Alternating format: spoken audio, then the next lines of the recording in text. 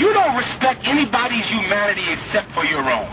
You don't respect anybody's pain except for your own. You expect Jewish people to hate Hitler and to hate the Nazis, but you can't understand why we should hate you. You can't understand that because you're not human and you're cruel and you're selfish. And if you had any love and compassion in your heart, you would know how much you deserve to be hated. If you had any love in your heart, you white people are merciless. And you hate to look at anybody as a human being. How dare you ask us? Have we loved America? We have loved you forever, and you have always hated us. We have loved you consistently for 400 years. We prayed to that white Jesus, and we saluted your flag, and we died in your militaries, and you beat us like dogs. How dare you ask us, have we loved you? I have a question for you. When in the hell have you ever loved anybody but yourself? Give me Ezekiel 35. I'm looking you square in your eye and telling you this, that you are completely cruel. And you know why your heart is broke? Because I'm telling you the truth for the first time in your life. Your whole life you thought that you've been compassionate and caring, but meanwhile, you know what you are? Just another white girl standing on stolen ground, reaping the benefits of bloody fathers. That's what you are. Even though you think you're so liberal and so kind, all you are is another child benefiting off the murder of your father. That is who you really are. And you should face it. And you should fall on your knees and beg repentance for your evil, cruel, corrupt, selfish life that you've lived here on the bones of the North American Indian, on the bones of the slaves, on the bones of the Puerto Ricans, on the bones of the Mexicans, on the bones of all the poor people that your father murdered so you could go to college and so you could get drunk and high and have a good time. Your father had to murder for that privilege. You understand that, don't you? Your father had to kill. Your grandfather had to steal so you could live like Pamela Anderson in America. Give me Ezekiel 35. That's the truth. I'm showing you love. That's love. I'm telling you the truth. Ain't that real love? That what? Yo, what up, Dallas? It is your boy Philochko here. And this clip has been out for a while.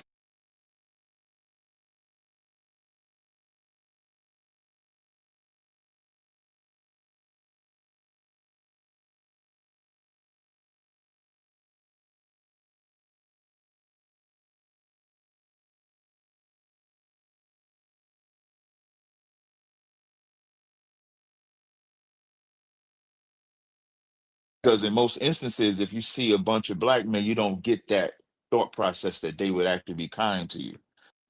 What would you say if you had to pick one thing, like the top priority of ISUPK right now? What would you say that is? Brotherhood would be the top priority, is because brotherhood, like, is exemplified what Christ said. Christ said,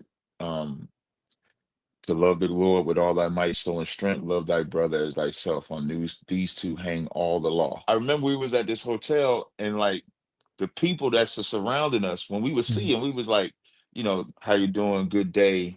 We would speak to them in such kindness, and then in that kindness, it would provoke them to say, well, who are you?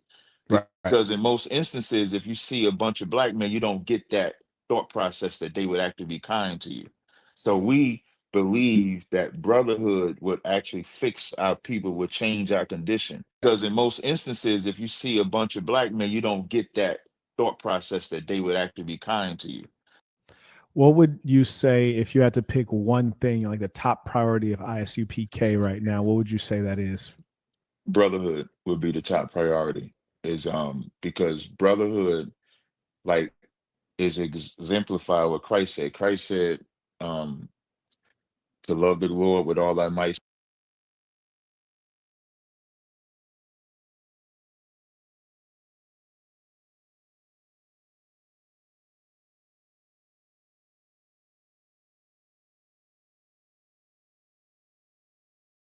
Now today, Israelites, because we have been searching for an identity.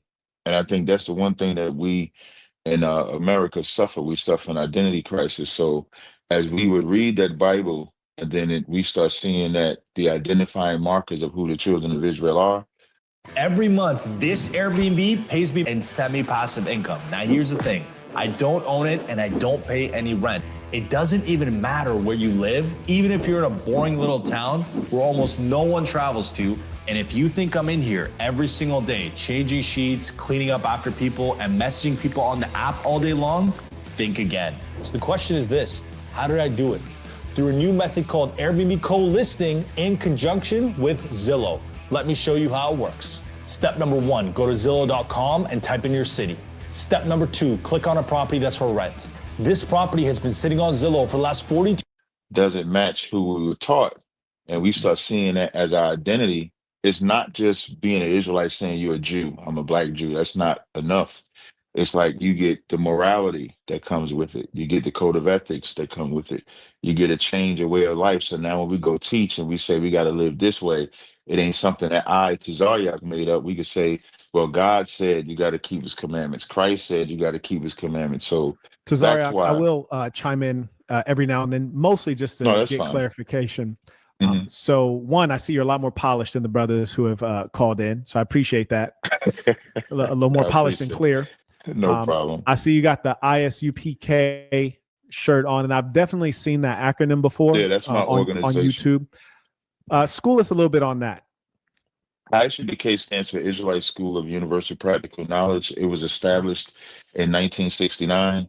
Okay. Currently, the leader of our school is Commander General Yohana. Commander whom? Commanding General Yohana. So he's the highest ranking man in our school. Got you. Okay, excellent. I appreciate that. No and are you guys and I hate to have to say this to you and then mess around and be you around, can be free. You can ask whatever you want. It's not going to bother you. Good. And for everyone watching, this is why branding is so important, because we all know those purple guys. Now I wouldn't wear what they wearing, but we all know those purple guys, right? And they've done a great job. Are you guys the purple guys, or you're not the purple guys? No, you're not we're the purple guys. No, okay, all right. Now, I've definitely seen your acronym. I want to say maybe I saw you guys turning up on somebody in some debates or something like that, or some street preaching. Yeah, I've done a lot of. Yeah, I've done a lot of. I'm known for doing like a lot of debates and street speakings and stuff like that. In my school, we do it every Saturday where we go out on the street and speak as well. Where typically, like, what part of the? Well, I teach in Harlem, so I teach Harlem. Yeah, I teach in Harlem on 125th Street and Lenox Ave. So I've debated like the Polites and stuff like that before Polite went into jail for the wickedness that he did. Utter I used to debate him. I used to debate him, but we also teach in Chicago, California, Texas. I'm in North Carolina now. This background is because I'm at a hotel. Yeah, because we're doing some work down here. So we teach globally. You know, we stretch as far as the UK and stuff like that. So we teach like that. You know, I am having an event, which I'll have to tap in with you on the dates, and I would like you all to be represented. It is, I believe, like the end of the month before Black History Month. So I guess end of January that would be. Okay. And it's essentially an event circled around the resurgence of the Black people, particularly those in America. And I want all of the real players who are actually doing work and have organization to come there. So I got a plantation in southern Georgia. Yeah, absolutely. Yeah, I would definitely do that. I think sometimes when you know, the reputation that the Israelites have as far as speaking on the streets will give most people a preconceived notion how we would conduct ourselves. And I think a lot of times people are not realizing, like Isaiah 58:1 says, cry loud, spare not. So when we're on the street speaking, we're projecting because we're on the street. But if I'm in like this environment right now, I ain't got to yell at you to get my point across. People come to us and their teeth are so bad that they all need to be extracted. They all need to be taken out. And I ain't gotta be like I saw you say like you cave bitch. I heard you say that a second ago. I ain't gonna lie to you. I love it. You heard me? I love it. I ain't gonna lie to you. There's a place for it though. But there's a time where you know we'll say that. But the Bible says you got to be seasoned with salt. How you ought to address every man. So if I come on your platform, I can't come in here yelling at you. I got to come on here, you know, conducting myself accordingly. So I think we're obsessed with, I think, being Jews or being Hebrews because Christ, of course, would not be identified the image that we see. And so if Christ doesn't look like that, then the Israelites or Jews couldn't look like that. So that's why we obsessed with that, because we feel like our identity was taken from us, and so Mhm. this is our way of fervently taking it back. That's Mhm. why we obsess. Do you all, and when I say you all, I'm referring to ISUPK for those who are Hmm. listening, wondering what I'm talking about when I say you all, because I think it's important. Often people will say we or they, or Right. we need to let that be known who we're talking about. No So, problem. do you all drink alcohol? Yes, you can have a Come you on, can have a bro. drink. Come on, man. Come on, man. I'm trying to be cool with y'all. What's going on, man? Y'all got the Okay, so 40s so and what's going no, I on? wouldn't say 40s. I think my palate is a little better than the 40 ounce, Uh, but it's not unlawful to have a drink, but drinking should be done with moderation. I mean, Christ drunk. One of the first miracles he did was drink wine. They call him a wine bibber. The Bible says you can you have said the strong miracle drink. was drinking wine. I thought I the said miracle was one turning of water into wine. no, no, I Because I said know a no, lot no. of I brothers might could have said drink it wrong. wine. Yeah, yeah. Yeah. I might have. I said one of the. I might have said that part wrong, but Yeah. one of the first miracles was that. So we don't encourage alcoholism. So, like, let's say Hmm. if a brother or sister we observe them and they can't drink, we would actually put them. We have a rehab clinic of our own, but if that's Hmm. too much, we would put them in, to get further help to do it. Hmm. So I wouldn't say we encourage the drinking, but it's not unlawful to have a drink. How many wives can one man have in your organization? Deuteronomy 17 says, don't multiply women to yourselves that it turn your heart away from the Most High. So it could be one woman that can do that, or it can be multiple. We Hmm. can see is in Ezekiel, I think the 25th chapter, the Lord took away the beauty of his eye, which was his one wife, Hmm. because that was more important to him. So we don't encourage, a man can have more than one wife, but we don't say, hey, you got to get three, you got to get five. We don't say you got to get any. Hmm. We more so like we actually have a rule in our school. Like when a brother or sister comes into our school, they're off limits from each other for at least 6 months because they got to shed themselves to the world. Because I don't think I got to tell you, you seem intelligent enough. We don't know how to have like real relationships the way the Bible meant for it. Hmm. So as they come into the school after 6 months, then they get permission, and then you have a year-long courtship that you have before you could actually consummate and be married, and that's just with one. Hmm. So you can have more than one, but we don't tell you you have to have a certain amount. Okay. Is there an upper limit? Like, is it like, Yeah, bro, I like don't. I you mean, can't come have more on, than man. You 12? get, yeah, yeah. I don't know nobody with that many, but I Okay. was gonna go lower. Like if you start getting into the sixes or sevens or Okay. fives and stuff You like that, it's like wilding. how well, because how long you gonna stretch yourself? Okay. Fair Because enough. you got to, you got to teach, you got to do things. There's a lot of responsibility that comes with it. Okay. Yeah, I asked you some of those questions because I'm always interested at where where we diverge, and then also where we unify at. I Hmm. can definitely tell by your conduct and disposition. There's probably a lot of places where we can come together. I've seen your organization here and there online. I don't think I've seen them in person, but I've Hmm. certainly seen them online. The drinking thing, I'm staunchly against. I couldn't be any more against it. But I think we probably align on a lot of other things, and I appreciate the hierarchy and organization that you speak to, because that is Thank you. absolutely necessary. You mentioned people shedding the world and learning how to properly engage male to female. This is something that we're going to be educating on in the center that we're building, because male female relations have totally broken down throughout the world. So Yes. I have a lot of respect for that. And the concept of, as you put it, shedding the world, which will allow you to get closer to God and goodness. I Right. think that's very important. So we agree there. The piece you mentioned earlier, one of the arguments, I can't say I really find it to be terribly reliable. You said that the blacks have been Muslims, they've been Christians, they've been this and that, and they're searching for identity. Well, I think all peoples have, went on to various religions. So the question is, why for the blacks in particular Hmm. would they come to the Hebrew identity? Because all peoples of the earth have sought religion.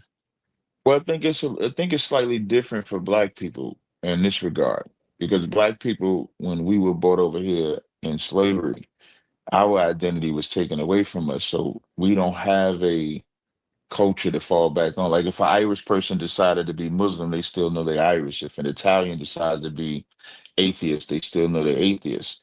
Um, but for Black people, the reason why they get into the religion is because that's the closest they can get to the Most High, and then they develop an identity from there.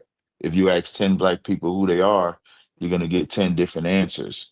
So we're the anomaly when it comes to that. So it's not, you're right when you say people can follow different religions. You got Hinduism out there. You got a bunch of different, if you get into African culture, they got a bunch of different beliefs. But black people are searching for their identity because their identity was taken from them. So that's the difference I would say would be between a black person and like a Chinese person, for example. Mm. What would you say if you had to pick one thing, like the top priority of ISUPK right now? What would you say that is? Brotherhood would be the top priority, is because brotherhood like is exemplified what Christ said. Christ said, why is everyone using ninja transfers? Ninja transfers is definitely killing them. to love the Lord with all thy might, soul, and strength, love thy brother as thyself. On these two hang all the law. So if you look at, they got a term called YNs. They got, right? I actually hate the term, but because I think it's a term that makes it worse than the N word. So they already call this the N word. Now they got YNs, and then YNs believe I'm a YN, so I got to act even worse. Yeah, act up. Yep. Right. So what we try to do is bring about a brotherhood. Like even like when we go out, I remember, I'll give an example real quick. I'll be brief. I was like maybe 15 of us, and we dressed with like our garments on, so we got like our fringes, and most people think we're a biker gang. And when we go like to like yeah, that's what we get. They were like, crazy. Are you in a biker gang or something like that? And so I remember we was at this hotel, and like the people that's surrounding us, when we would see them, we was like, how you doing? Good day. We would speak to them in such kindness, and then in that kindness, it would provoke them to say, well, who are you? Because in most instances, if you see a bunch of black men, you don't get that thought process that they would actually be kind to you. So we believe that brotherhood would actually fix our people, would change our condition. Christ said, greater love than a man lay his life down. So that would be the one thing that I would say ISUBK is, and the brotherhood, it consists of sisterhood too. I don't want my sisters to think we don't care about them, but it's both of those working in conjunction together. And are you all Jews or Hebrews? Is this the same thing? Is it different? So Hebrew is more so the language you speak. Judah would be the tribe. So from our position, we teach that the Blacks, Hispanics, and Native Indians are the 12 tribes of Israel. So a Latino wouldn't be a Judite or wouldn't be a Jew per se. Let's say if that is a Puerto Rican, we would say that they're from a different tribe, which would be Ephraim. So Jew might be a collective term, but if you talk about specifically, Blacks would be Judah, West Indians would be Benjamin, and stuff like that. So that's kind of how we break it down. Understood. And my understanding of most folks who would reference such a thing, whether they're saying that they're Israelites, Hebrews, or Jews, that these are usually folks that are focused on the Torah and or the Old Testament. To not, right. With no New Testament. Jesus is not a thing, but I do believe I heard you referencing Jesus. Yeah, so we believe Genesis to Revelations, like Christ was a Jew. That's what tripped me out about people that reject the New Testament. When Christ is a Jew, it's almost like they act like the history of Israel stops at Malachi. Like there ain't nothing else after Malachi. So we believe in the whole book from Genesis to Revelations. Would you all consider yourselves Christians? No, we wouldn't consider ourselves Christians, because Christian is not Christian. What's crazy is being called a Christian in the New Testament is like being called an N-word or a BHI today. It wasn't a term of endearment. It was like, oh, that's them Christians over there. Like that's them N-words over there. That's how it was. That's why Peter would say, I think in 1 Peter, could be 2:11, if I got the right verse, if you suffer as a Christian. Because following after Christ, like nowadays, when you say, oh, I believe in Jesus, it's like it's cool. But back then, believing in Christ, you could die. You could be unalived if you said you rode with Christ. So that's the term Christian is from that concept. It's not something where, because I don't think Christians obey God at all. That's just my position. So that's why I would never call myself a Christian. Okay, fair enough. All right, well, I'll give you a 20 seconds to close it out if you got anything else you want to share with the people. Oh no, listen, I thought it was a good dialogue. I think these opening introductions, I guess I'll just take my time to say that the event that you said that you wanted us to be a part of, you can just hit me up. I'm Tazaryak everywhere. Okay. I'll go to your channel, see if there's a way to connect with you. And maybe we can have a longer dialogue in the future. You let me know. I think it could be beneficial for both parties. Mhm. Peace to your chat, and I'll say shalom. I appreciate you. Also, are you on IG? Yeah, yep. Same name, Okay. Tazaryak on IG. Yep. Okay. Yeah, I'm gonna All shoot right. you a message. We'll have to organize something. Talk to you Okay. soon. I All right, appreciate you. perfect. Peace of the Hey, no saints. sweat. Please. Truth may lead. That's it. Tazaryak. Tazaryak. So, hey, so I feel like a white man right now when they pronounce my name. I'm like, hey, I'm Marquette. They be like Marquette. I'm like Marquette, bro. Marquette. Like Marquette. So like that. the best way to break it down compound, right? Tazaryak. That's the easiest way. Yeah, Tazaryak. That's the best way. Tazaryak. See, you said it perfectly right there.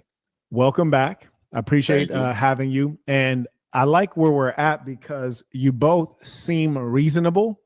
And I have to say seem because the moment emotions get involved, all bets are off. But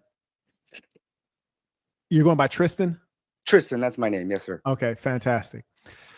Are you currently in a position of atheism, or what would you say is your current posture and identity, so to speak? And then, where are you trying to push people, humankind, your organization, what have you? If you can give us that sweet summary, and then let's get into what may be a disagreement.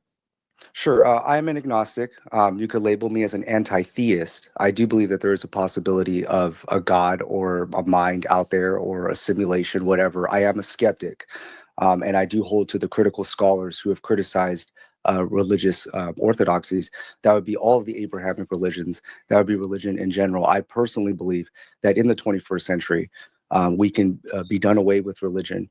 And we could actually have a salubrious life. And I do believe that that's physically and morally possible. This man's trying to get salubrious.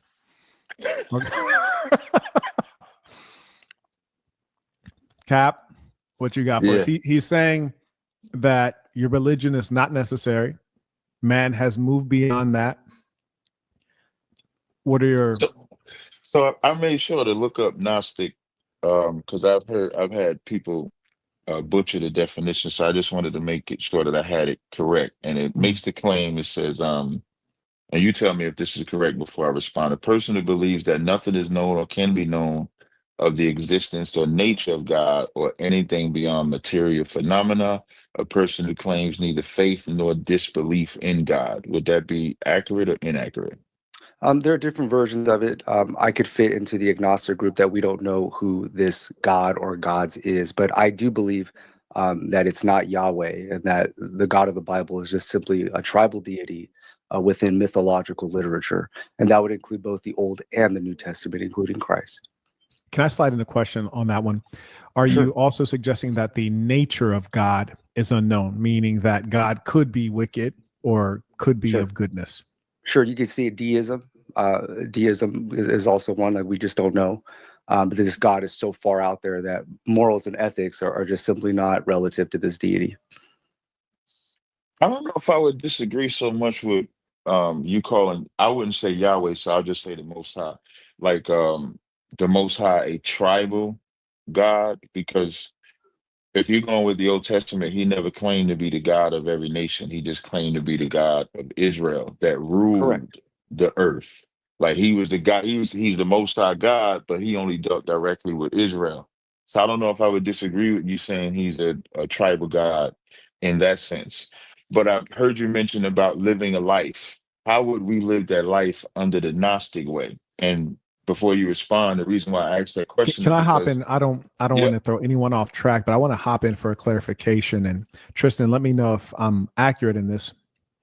When you say a tribal God, are you suggesting that it's a matter of being provincial, meaning that this is your local culture believed in this deity, whereas Tazaryak, it sounds as though you're saying that, yes, this God is connected to a specific culture, but this still is a real God that is God over all people. Right. That's what I'm saying. Right. So you guys are actually, so your understanding to that is different. Right. Absolutely. Right. Okay. All right. Yes. But that's why I stretched it, like you said, because if I left it with him, it would be just confined to the tribe. So I made sure to say he only chose Israel, but he created everything. So what I was saying was, when you said that we can have a way of life, how would the way of life be from a Gnostic perspective? Because when I go to the God of the Bible, there is law, statutes, commandments that would govern our way of life. So if you say that God is not real and we got to get rid of that, when you come with the Gnosticism, what would be the moral compass that governs the people? Sure. I think that where we're at right now in our Constitution and our democracy, notice it's not a theocracy like it was in the Old Testament, where God ruled and you had to obey 613 laws. Not even the nation of Israel can do that. And I had also posted a super chat question and said, look, if you're going to follow the Torah in its consistency, you would be locked up for life. Stoning your children for challenging you to your face is absolutely unacceptable in the 21st century. So whether we get into, well, what is the origin of morals and ethics? I'm a neutralist on that. Nobody really knows. But what I can say throughout my experience of theology is that it has no room for the 21st century, both the Old and the New Testament morals and ethics on a practical sense. And this is why I ask, and if I can ask you a question, if you had two options, would you stop evil happening to children instantly, or would you wait 2,000 years like Christ has been doing while he's been sitting on the throne in heaven? Yeah, I don't mind answering your question, but you did not answer mine. I just want that for the record, because I asked you. I said for the record, let the record record. Because I asked you what my question that I asked you was, if God is not the way, the Bible is not the way, what is the moral compass from the Gnostic position? And then you mentioned the Democrat. You said it's not a theocracy, and then you began to start talking about the Bible, but you never gave the answer. Yeah, I believe social political theory through introspection, through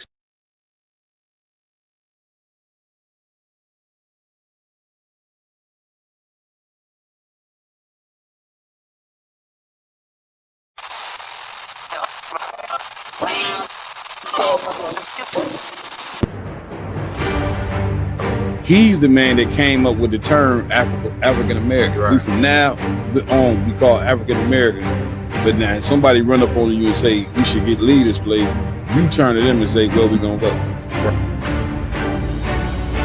They have the American flag and the symbols of red, white, and blue, but it's black people.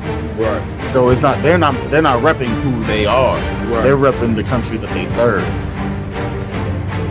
These leaders that don't care about their community, you know what I'm saying, that always, you know what I'm saying, just focusing on winning gold medals and championships and different things of that nature, and have no thought to the Black, Hispanic, and Native Indian community, it's gonna come back at home. Enough for hearing that happened in Tulsa, Oklahoma, Rosewood, even Emmett Till was somewhat similar. It's like once something happens to a white woman, that's the justification to kill all niggas. At the same city, at the same time as the Klansmen, the Purple Boys had a mass march on the other in downtown, but blocks away, and did not cross paths with that. Real Nigga University in 5, 4, 3, 2, 1.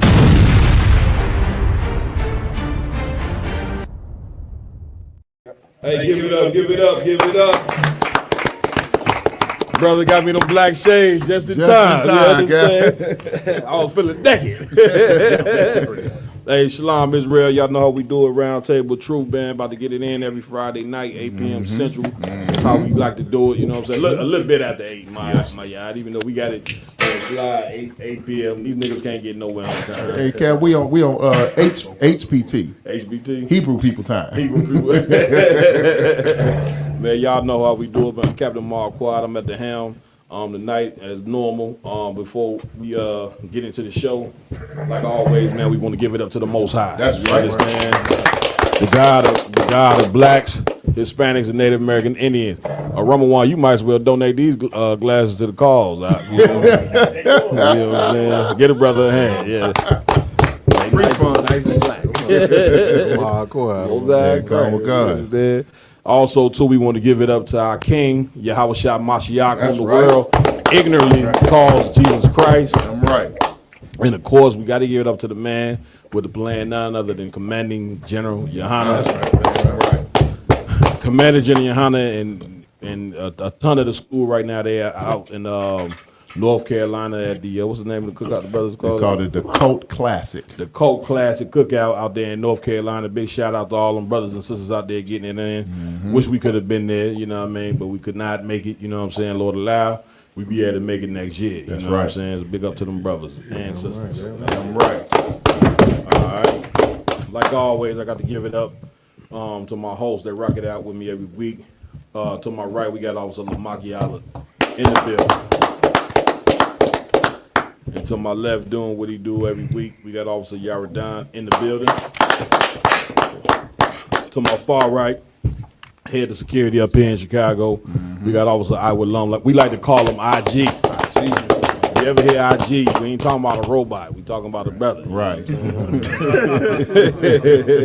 He will whoop you like a robot. You understand? Oh, God. If you get too close. Brother, you all right? Let me help you real quick. Yeah, that's there. Then to my far left, we got Officer Mayad in the building. You understand? Doing what he do. Man, the technical team, they in here as well. You know what I'm saying? They over there got some good wine on deck. That's how they able to make sure the show runs smooth. The wine, we ain't gonna tell y'all what type of wine, but we're just gonna call it the wine. The wine. Yeah, okay. We got also Ramawan in the building. You understand? That's right. Doing what he do. His right hand man with him every week doing what he doing. His brother. Now that he rocking out every week, you know what I'm saying? Whenever we go on the road, he pops that camera out and gets to record. You understand? None other than Ra'ash Karab in the building. You understand? We waiting on him to get some fresh braids. We don't know when it's going to happen. You know what I'm saying? Get me right on this part. Real soon. Get me right. You understand? I kind of like the we waiting on him to come y'all to get them goddamn braids too now. Now, goddamn. You understand? What you do is go get some braids up in here. You got to call them cuckabugs You out niggas first. trying to take it back to the 70s with afros. Okay, yeah, this is. Now, listen, we got a ton of other brothers in here tonight as well. I'll introduce them brothers later on, or whatever the case may be. But meanwhile, in between time, let's get it in. Come on. What's new? Talk to me out here. Come on, Cat. Where we at with it? Yeah, we where we been out of one. These Negroes still want to celebrate the white man's holiday. You know what I'm saying? Come on, like they got something to do with some independence. Come on, right? Come on. This is where like we gonna just kick it off early. If you a so-called black or Hispanic, celebrating the 4th of July is a straight out sin. Right. You're sinning against the Most High. Right. To partake in the 4th of July today. And this is the one holiday out of all the holidays.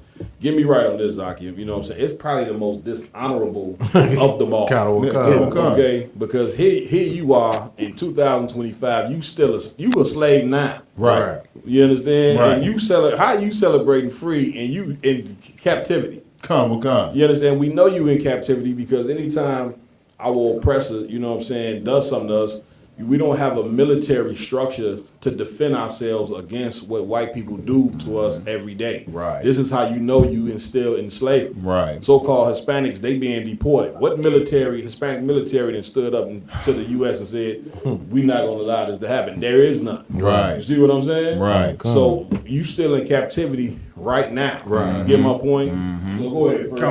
Like the whole point is like July 4th is when America finally got their independence from Great Britain in 1776, and they have their own land, they completely separated and segregated from the Britain. Right. You understand?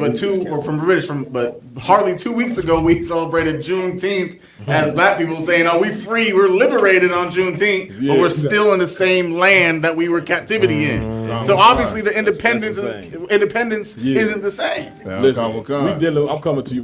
We dealing with mental illness. Come, Anytime you celebrate being independent, and you still ain't independent. What the hell is the point? Right. Right. Then the white man gave you Juneteenth right before the 4th of July, right? And you black people still don't understand why he gave it to you 2 weeks before the 4th of July. He done that because he don't want you Negroes out there with him celebrating the 4th of July. Right. That's what you blacks and Hispanics don't understand. White people so racist. They don't want you partaking in the 4th of July. Right. Anytime they see you out there with your grill and got flags, you know what I'm saying, flying everywhere, they offended by that, man. They don't want you a part of this goddamn country in this place. What part of that don't you understand? Right. You see what I'm saying? It's just like the brothers who went and fought wars, and when they came back, they burnt them in the uniform.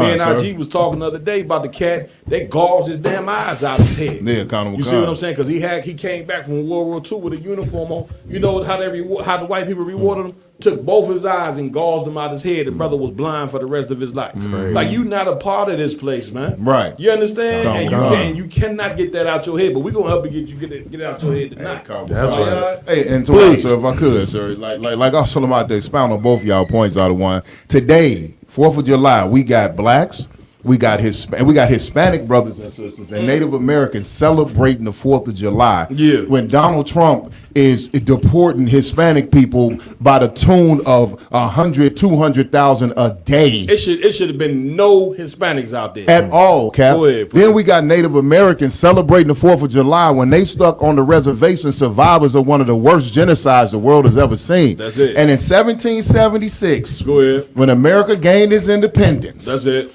Black people were slaves. We were slaves. We were serving them. We were in their houses, still in the cotton fields, still in the sugarcane fields. That's it. Hispanics, the so-called Latino and Hispanics were in an active war fighting for Texas, which was part of Mexico, being slaughtered by the thousands. That's a and fact. the Native Americans were still in the middle of one of the worst genocides the world has ever seen. The only answer you can give as to why blacks, Hispanics, and Native American Indians even partake in the white man's Independence Day is, first off top, you have to say it's mental illness. It's off top, it's mental illness because we don't see no way out of this captivity. Right. And here's the bigger thing that you got to understand: when you see us celebrating our oppressors' Independence Day, and that we know that ain't ours, that means you have given up. You didn't. Which the scripture y'all know would say we laid our body as the ground, and that's we didn't gave up and submitted ourselves to the American Empire. Which is why I'm coming to you. Which is why we get up when they play the national anthem. White people just don't stand up. Black people stand up too. Put their hand over their heart. You know what I'm saying? Here you is in 2025 still being drugged out of cars. You know what I'm saying? Being beat to death. You know what I'm saying? Like it ain't nobody's business, and you standing up saluting the flag. Why crimes are being committed against you every day? You ever done? What's so heavy about what you're bringing out, I don't want, and another aspect of that is the fact that, you know what I'm saying, our leadership tells all our people to forget about all the crimes that has been done against us and our people. That's it. In order for you to, you know what I'm saying, really, you know what I'm saying, understand or realize how, you know what I'm saying, because this is this is like treason to celebrate something like this. Damn, that's your people, you know what I'm saying? That's to your ancestors. You know what I'm saying? That's it.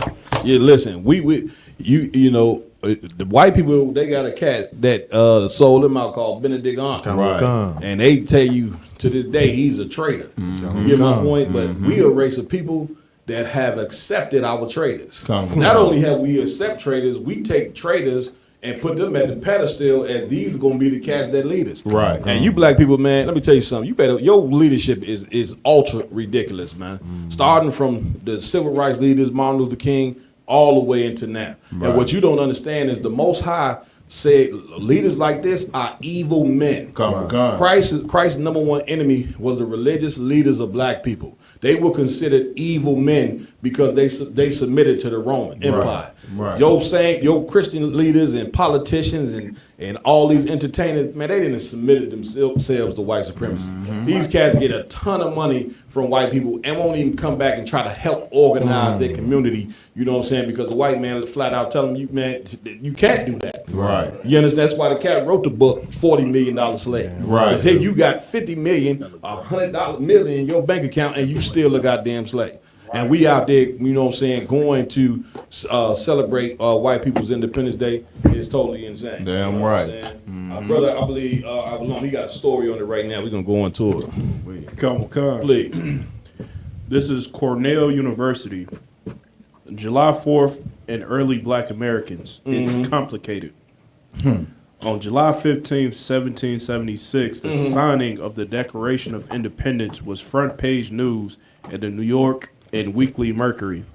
The newspaper ran the text in full and reported the Declaration had been read to the Continental Army New York Regiment, led by General George Washington. Go ahead. The paper also featured 2 freedom notices of a different sort. One offered a reward for a 21-year-old black man named Prince, who had escaped his enslavers and was supposed to have gone towards New York or entered the army. Now this is what was going on with black people during 1776. Not only were we still in chains, enslaved, our people were still coming over on slave ships. And said they didn't stop the slave ships from coming to America until the 1800s. We was coming over on slave ships. You understand? Then you got these so-called FDAs, what are they, FBAs, what they call them? Foundation Black Americans, and all these black people that always talk that old black, they so blackity black and love the ancestors and all that, and be out there celebrating the 4th of July, which goes to show that you don't give a damn about your ancestors, man. And thank the Most High for the ISUPK and the Command. You understand? Because we some straight up and down real revolutionaries. We would never dishonor our forefathers by going out there barbecuing. Then you barbecuing, throwing pork on the grill, something that the Lord said was unlawful. Right. That's what the Lord said. You had sin to sin. Right. Not only is the 4th of July sin, you out there, the food you eating is a goddamn sin. Which is why the Lord said in the Bible also, He hate your feast days. Like the 4th of July is a feast day that the Most High hate because of what it represents. And you just don't have no honor. Keep reading now. Come on. Please. The other featured 2 brothers, Nathaniel and Jacob, who had escaped from separate enslavers near Long Island, New York. Imagine those men hearing the Declaration read somewhere in New York and knowing that it did not apply to them. And yet, many of them enslaved or formerly enslaved, from their perspective, and maybe even today, there were better days to celebrate. Right. Yeah, you better read some of them goddamn slave memoirs. Right. This is why you, no matter how poor a black school or Hispanic school is, this is why you need black teachers teaching black children, and so they can remind you. Because we didn't forget going to white people's schools. We didn't forget, you know what I'm saying, how horrific and how animalistic white people are, and how animalistic they were back during that time. The things that you heard that they was doing to our ancestors, you would never stand up and you know what I'm saying, and salute no flag and be talking about some Independence Day. Right. I mean, come on now, Lamar. Come on. At the same time, we dressing up in the red, white, and blue, Star Spangled Banner all the time. Yeah. Saying this is the home of the brave and the land of the free, knowing damn well we filling up the prison systems to the greatest degree in the world. That's it. Hispanics are in cages on the west side and south side of each of the country. That's it. They're getting deported, but this is the land of the free, huh? That's it. This is the land of the brave. That's it. This ain't the land for you. That's it. That's the whole point. And listen, it's crazy because when they say the land of the free, or whatever the case, you should know that it ain't talking about you. You know what I'm saying? That whole thing about the land of the free, that doesn't apply to blacks and Hispanics and Native American Indians. Like, they saying that we got rights, but what's the proof that we got rights?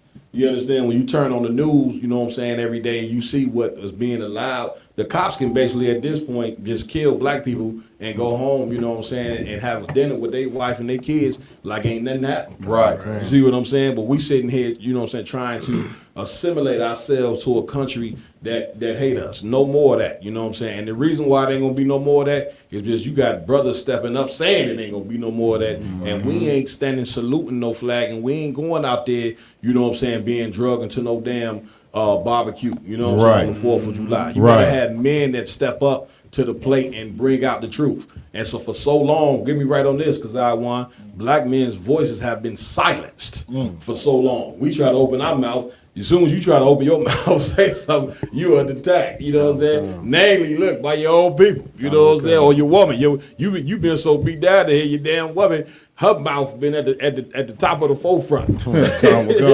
beating you down. You need to do this. Y'all niggas need to take care of y'all kids. Y'all ain't them nigga ain't this. You see what I'm saying? That the black man spirits will be down for the past 50 years, but we didn't allow that to happen.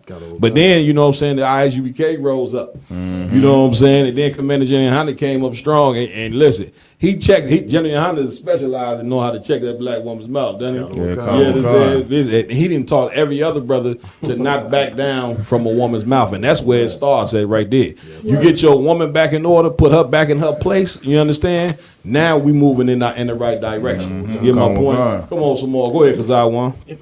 Please. Only if I may, sir. I was just gonna ask the question. Go ahead. In just your opinion. So it's almost like we was better off when they were bringing slaves into America with us, because at least we was getting the culture from those slaves that they were bringing into America. Like right now, we slaves that we don't have anybody telling us what our culture was. That's it. But when we was in slavery and they was bringing slaves back into America, it's like you have these new renovated slaves that's in America that's saying, you know what you was back when you was at home. That's it. You was really this. That's you wasn't it. that. So, That's it. I mean, just your opinion. Do you think that's what benefited us more in slavery than now? Well, I wouldn't say, slavery in itself is never really beneficial. You know what I'm saying? Because, of course, the crimes, you know what I'm saying, that was done back then up until now was always horrific, right? But what I can say at that particular time, black people, you know what I'm saying, were more together and knew that the white man was the devil. Now, we don't know the white man the devil because our leaders have deluded us. You know what I'm saying? Namely, the black bourgeoisie, or what they call it, the black boule. You know what I'm saying? Which it started on the plantation. The white man understands that you got to separate a people. And how he separated the people was real simple. Separate the house niggas from the field niggas. You see what I'm saying? Make the feed the field niggas better than feed the house niggas better than you do the feed niggas. This causes a separation. You see what I'm saying? That field nigga, house nigga, that whole system carries up to right now. To where your entertainers, your sports figures, your politicians, your black preachers, they the black boule now. And they think separately. You the field niggas, the black and Hispanics that's working in these fields and working these jobs, we the field niggas, right? And it's a separation between us, you know what I'm saying? But the sad part is that this black boule, cats, they looked at as what represent us as a people. These is the people that's supposed to speak for us, and they ain't gonna never speak for us. They the white man's puppet. You see what I'm saying? They intentions is to do whatever the hell white people say because they being fed better than we being fed. And just name me some celebrities that had never stepped up to the cause and really spoke the truth. They might say a little something, but they know when it's time to get pulled back, they pull back. And to keep their mouth closed about the oppression that we going under. And let me tell you something, whenever you being oppressed, the number one thing that you need to do is be able to speak about your oppression. Even white people getting independence, how do you think they got independence? The George Washington, all them presidents and all that, you know how we on the street corner speaking and all that? These white cats here, that's what before they got free from the British, they would be on street corners talking about we need to separate from the British. You see what I'm saying? Like they oppressing us, and they would have town hall meetings and all that until one day they revolted against the damn British. But they talked about it for the longest that us being oppressed by another sect of white people, it ain't right. And they end up overthrowing the damn British, which at that time to overthrow the British out was unheard of. The British Empire, they said that the sun ain't set. You know what I'm saying, on the British Empire, meaning that's how many countries they ruled around the world. And here this little country, America, which was a baby compared to other countries, man, they overthrew the greatest kingdom in the world. And then why can't we do it? Why can't black and Hispanic and Native Indian men do the same thing that America did? You know what I'm saying? Which it starts what we doing right now, having these round tables and podcasts. Big shout out to all the brothers in the school who got podcasts and just doing the work of the Lord, going out on the street corner and all that. brother, this is how you get out. This is revolutionary what we doing. We doing the same thing that the United States did to get free. But yet we being hated for it. And guess what? Them white presidents who was speaking against the British, the white people in the colonies, they ain't want them speaking against the British. Same thing you going through right now, yo, because you be in captivity for so long where you fear the people that's over you to where our people be like, man, stop talking up all that. Stop calling the white man the devil, because they just comfortable in this sickness that we in. We in this real sickness, man. Our daughters is walking up, they whores. You understand? Our sons is killing each other like, I'm coming to you, Pre. Our sons is killing each other like something you cannot believe. We filled with the prison system. We in a cesspool of sickness, and people just want us to be quiet, don't say nothing. Right. Damn that, man. Damn you know what right. I'm saying? Don't celebrate these devils Independence Day. Y'all let them have it. Our Independence Day is soon to come. That's right. It's soon to come.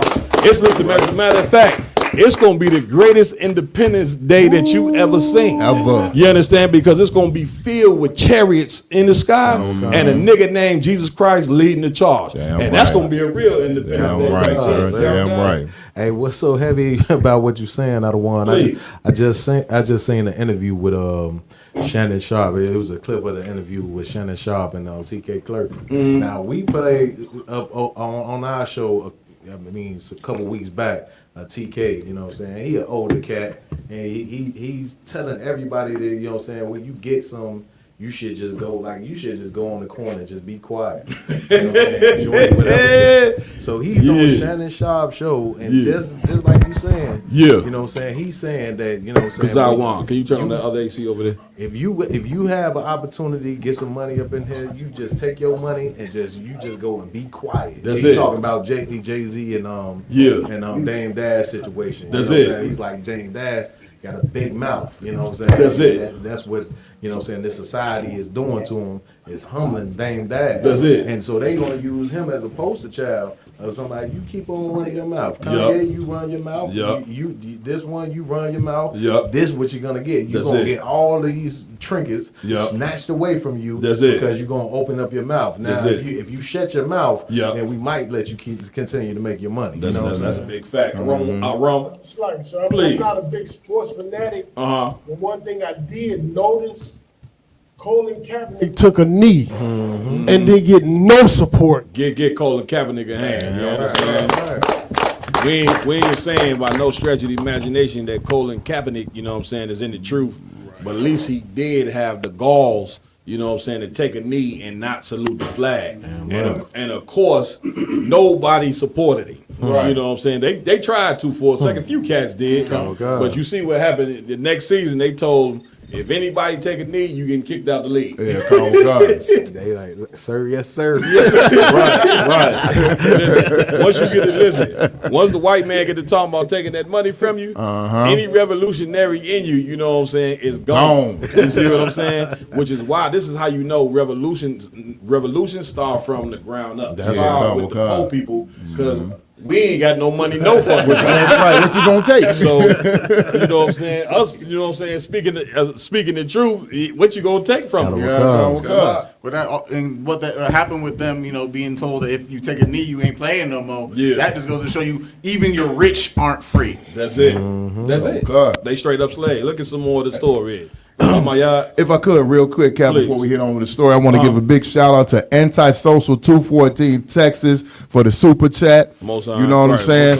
Kawan Matabak, Big Tawada for the super chat. You know what I'm saying? And then brother Rock Lee Clips, Big Tawada for the super chat. You know what I'm saying? Hit that super chat. You know what I'm saying? Support this podcast. Support this truth. We are self-funded. Like Cap say, what you gonna take from us?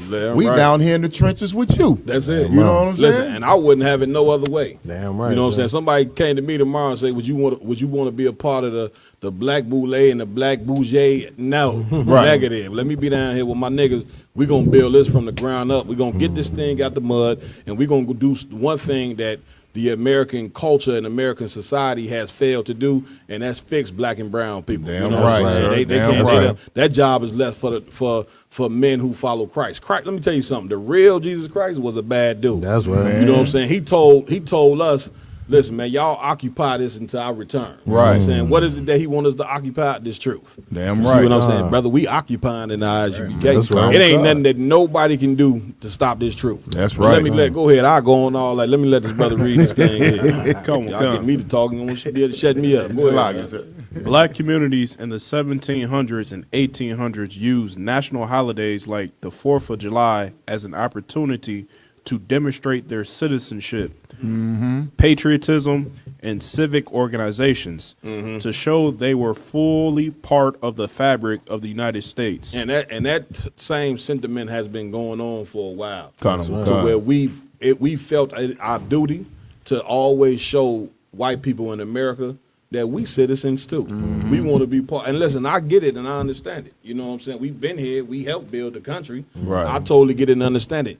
But when you always be rejected, you know what I'm saying, by the country that you trying to join, then at some point, man, you got to try something different now. Okay, you know what I'm saying? Because right now, we're in a state of emergency, man. Our babies, you know what I'm saying, is pretty much, their minds is just gone. That's right. We're going to go over a story tonight where they just had a mass shooting, you know what I'm saying, that some rapper in Chicago had a joint and they came and did a mass shooting. Our youth, you know what I'm saying, at this point, their minds is just totally, they don't have a mind. Yeah, And once again, that comes from us trying to assimilate ourselves and join something that, brother, God don't want us to join America. Right, That's the first offense that you got to look at above anything, is that the Most High ain't you wasn't brought here to join America. No, you understand? sir. Go ahead, priest. Come. Please. But black communities would often celebrate July 4th on July 5th to avoid the violence they experienced when they celebrated the holiday on the same day. What I just said at the beginning of the podcast. What I say? Go ahead, man. Like sir, you said they gave us Juneteenth so we could celebrate 2 weeks before the 4th because they don't want to celebrate their holiday with them. Right. What he just read that again? Read that again. I'm gonna hold on. Let him read it again. To avoid the violence they experienced, black communities would often celebrate July 4th on July 5th to avoid the violence they experienced when they celebrated the holiday on the same day on the same streets as white Americans. Good night. Now, black people, what's up? Where we at, man? One thing about black people, man, you know, black people don't like to be played, man. They kill somebody, they find out they get played. You know what I'm saying? Say you owe cat 1,200, you know what I'm saying? You take some money, fold up, give him 1,000, he 200 short. He count the money, he come back, man, nigga, you just played, man. 20 short, cat. 20 short. You ready to knock your brother's head off your block. White people been playing you for this long, and you still want to join these people. Even to where your forefathers had to celebrate it on another day, like the brother just read, to avoid the violence. Right. Meaning, white people don't even want you here. They don't want you to celebrate with them. And they know instinctively that what in the hell you doing celebrating Independence Day. Right. Nigga, I had you know what I'm saying, in chains. What we doing? Come on, Quadaj. Now y'all see why we gotta have a drink in this. Call him a card. Man, get us something extra strong tonight. We need something stronger than what we got here tonight. Man. This is insanity. Come on. And if I may, like today is the 4th of July, but I guess who's gonna be out there at the same time? ICE. Yep. ICE is gonna be making sure to round up all the people at the beach, at the back of their cribs and everything like that. Right now, downtown LA, they actually canceled a whole bunch of events because of ICE raids. Wow. For the 4th of July celebrations. But this is the land of the free. Right. You're an American citizen, aren't you? That's it. No, you ain't. That's it. You understand? You got some more on that, IJ? Man, listen, you know what I'm saying? That's a heavy story there. You know what I'm saying? Just to take you back, you know what I'm saying, and show you, you know what I'm saying? That's why history is important. You know what I'm saying? History means something for the present time, where you could look back, look through the records and actually see what went on, you know what I'm saying, to see that you should never be trying to assemble yourself and join this damn place. Like the brother just said, they got ICE running around. ICE is running around deporting Hispanic, and you had Hispanic people out there waving flags. You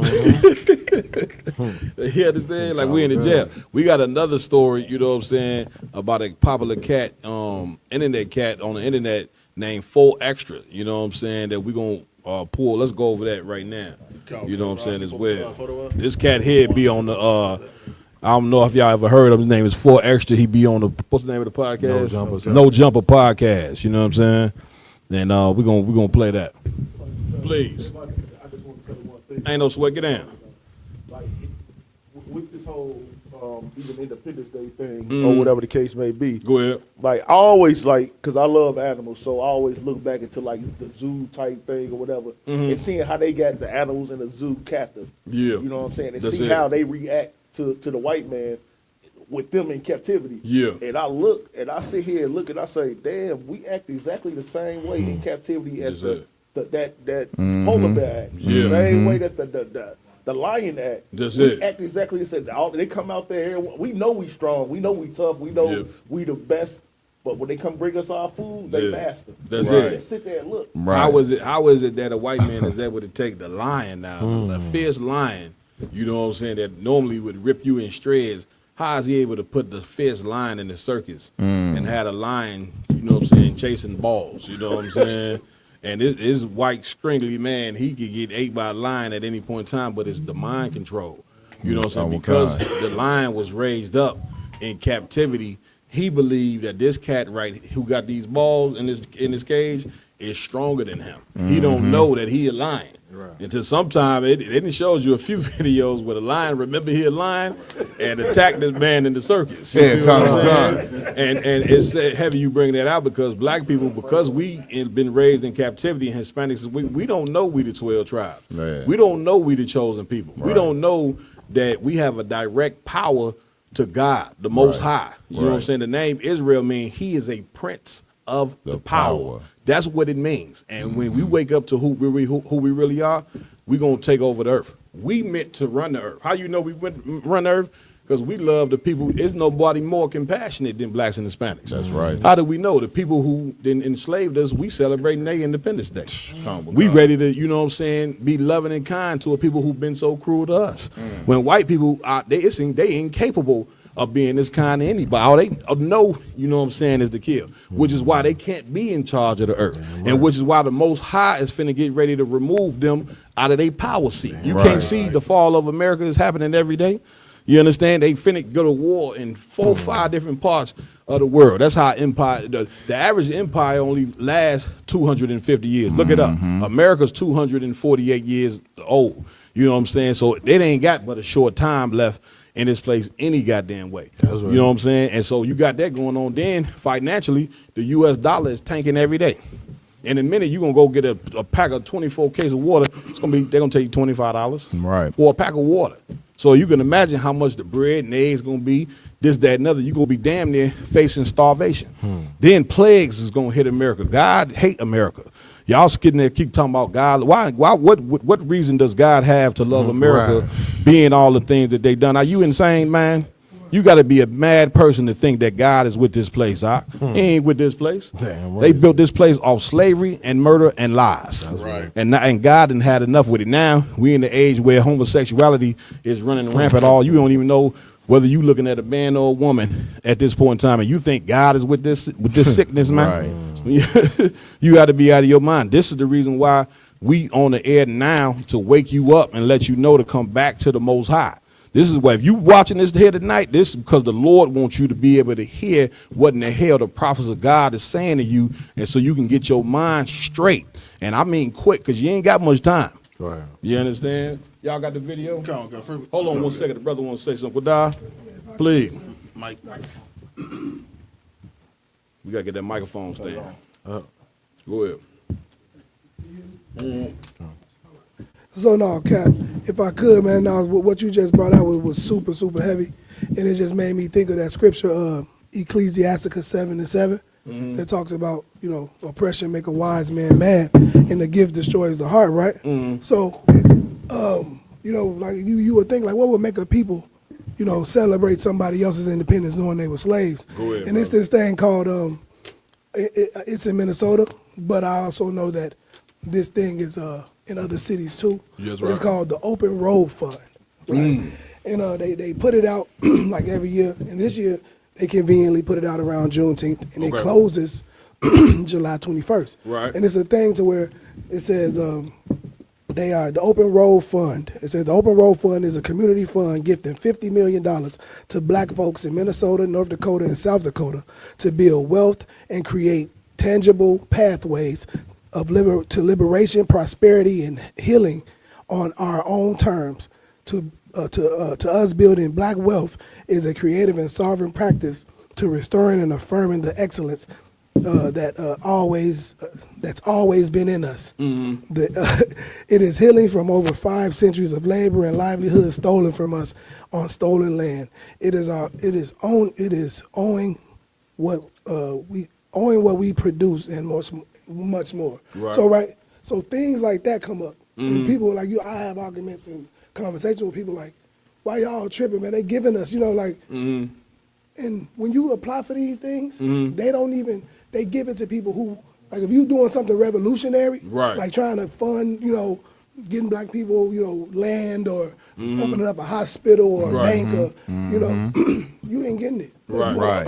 But if you want to open up a laundromat or a candy store or a car wash or, something like that, they'll give it to you. And it's only, like $50,000 to a person. But people was taking that gift and it'll destroy your revolution. You know what I'm saying? Because those kind of gifts. And in the beginning of this application, it says they have these classes. Cap, it says,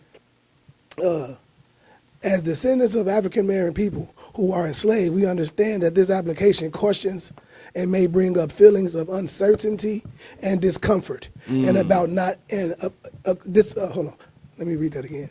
As descendants of African people who were enslaved, we understand that this application questions and may bring feelings of uncertainty and discomfort about not knowing. You know what I'm saying? And they having sessions to help people cope with these funds that they trying to give them. Oh no, it just made me think like this is how far they going to stop the revolution. Man, get it, brother. You know what I'm saying? Like to give you $50,000. So like No, that's heavy. But listen, I got bad news for black people. You know what I'm saying? No matter how much money we got, or no matter how much government programs these people give you, you know what I'm saying? That is not how you gonna get out of slavery. Right. Like black people got money. The Lord say, you know what I'm saying, thou shalt not be saved without money. I'm paraphrasing. You see what I'm saying? The way you gonna get out of this captivity here is morality. That's right. You know what I'm saying? If black people, if you don't change, like serving the Lord ain't got nothing to do with no money. God don't care nothing about how much money you got. It's hard for a Christian to even understand that. Because Christians believe because they got a ton of money, God is with them. You see what I'm saying? Pete Diddy got all the money in the world. You gonna tell me God with him? And nigga doing all the sexual deviant in the world. He just so-called be the case. Y'all think God with him in that too, huh? Right. You know what I'm saying? That is insanity. You know what I'm saying? Like we got to change our morality, man. Right. You understand? We got to get a moral compass.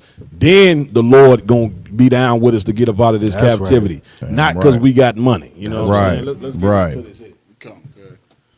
So this is before moments. This is before the incident, what he was talking about. He was going to do with these small little mortars, which is basically just a quarter stick of dynamite. Right. I'm gonna blow a nigga up. Fuck wrong with a nigga? Dead homies, nigga. It's the fourth. I'm gonna blow a nigga up. Who nigga blown up today, nigga? Fuck wrong with a nigga off the back? I'm blowing a nigga up. Stop playing CDs, nigga.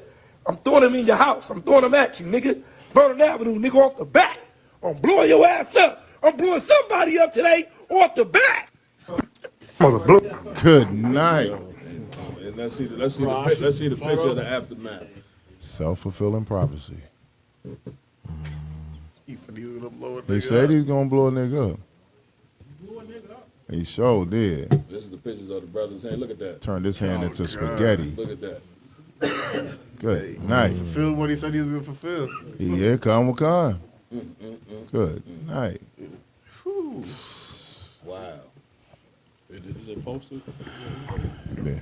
Where we going, Akim? RJ? If I could, Cap, Please. the scriptures say, Amos 3:6, if there have been any evil in the city, have the Lord not done it?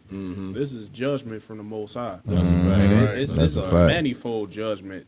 Cap, like everybody is aware, this brother got like a certain amount of fame from like indulging in West Coast gang culture. That's He it. damn near like brought it to the forefront. Yeah. Like before this guy came out, I ain't know nothing about no 40 Crip or Vernon Avenue or nothing like that. Real talk. But he made it damn near worldwide, where it's embraced the West Coast gang culture. That's it. And then on top of that, you celebrating the 4th of July, Yeah. and you see that this is judgment from the Most High. That's it. You know what I'm saying? Like- And the thing of it is that the brother talk. All I ever heard him talk about was fighting other black men. That's Right? it. About how many fades he fought. You know what I'm saying? While he locked up. Right. And he did all this on No Jumper. Once again, I don't even really understand what's the purpose of No Jumper. Seeing like he was giving brothers the platform to get on there to talk about gangbanging. Right. You see what I'm saying? Which is, I don't, everybody got their different podcasts. Some about sports, some about, gang banging and this and that. And I get it, you know what I'm saying? But brother, you brothers got to tune in to something, you know what I'm saying, that's going to fix us. Right. That's what the Round Table of Truth is about. We ain't just sitting here around in this podcast to just be talking about these different things for nothing. Right. You know what I'm saying? We talking about these different things to benefit, you know what I'm saying, our people, and to show our people what direction they need to be walking in. And this brother, I knew the minute I seen him talking, because he's everything on there, he tough. You know what I'm saying? This, that, and other, about how many people he didn't whoop, and this, that, and other, and now the brother then blew his hand off, allegedly. We don't know if this is fake, you know what I'm saying, but it seems real. It's all social media outlets has, been had it, or whatever the case may be. So the brother then blew his hand off. Now, what fade he gonna shoot now? Right. You see what I'm saying? And this ain't to mock the brother or to make fun of him, you know what I'm saying? But you got to be humble, you know what I'm saying? If you a warrior and you know how to fight, good. When you gonna learn to use how good you can fight to defend your people? That be the thing with us. We so super bad and tough with us. When you gonna get super bad and tough with your oppressor? Rakam Yalla?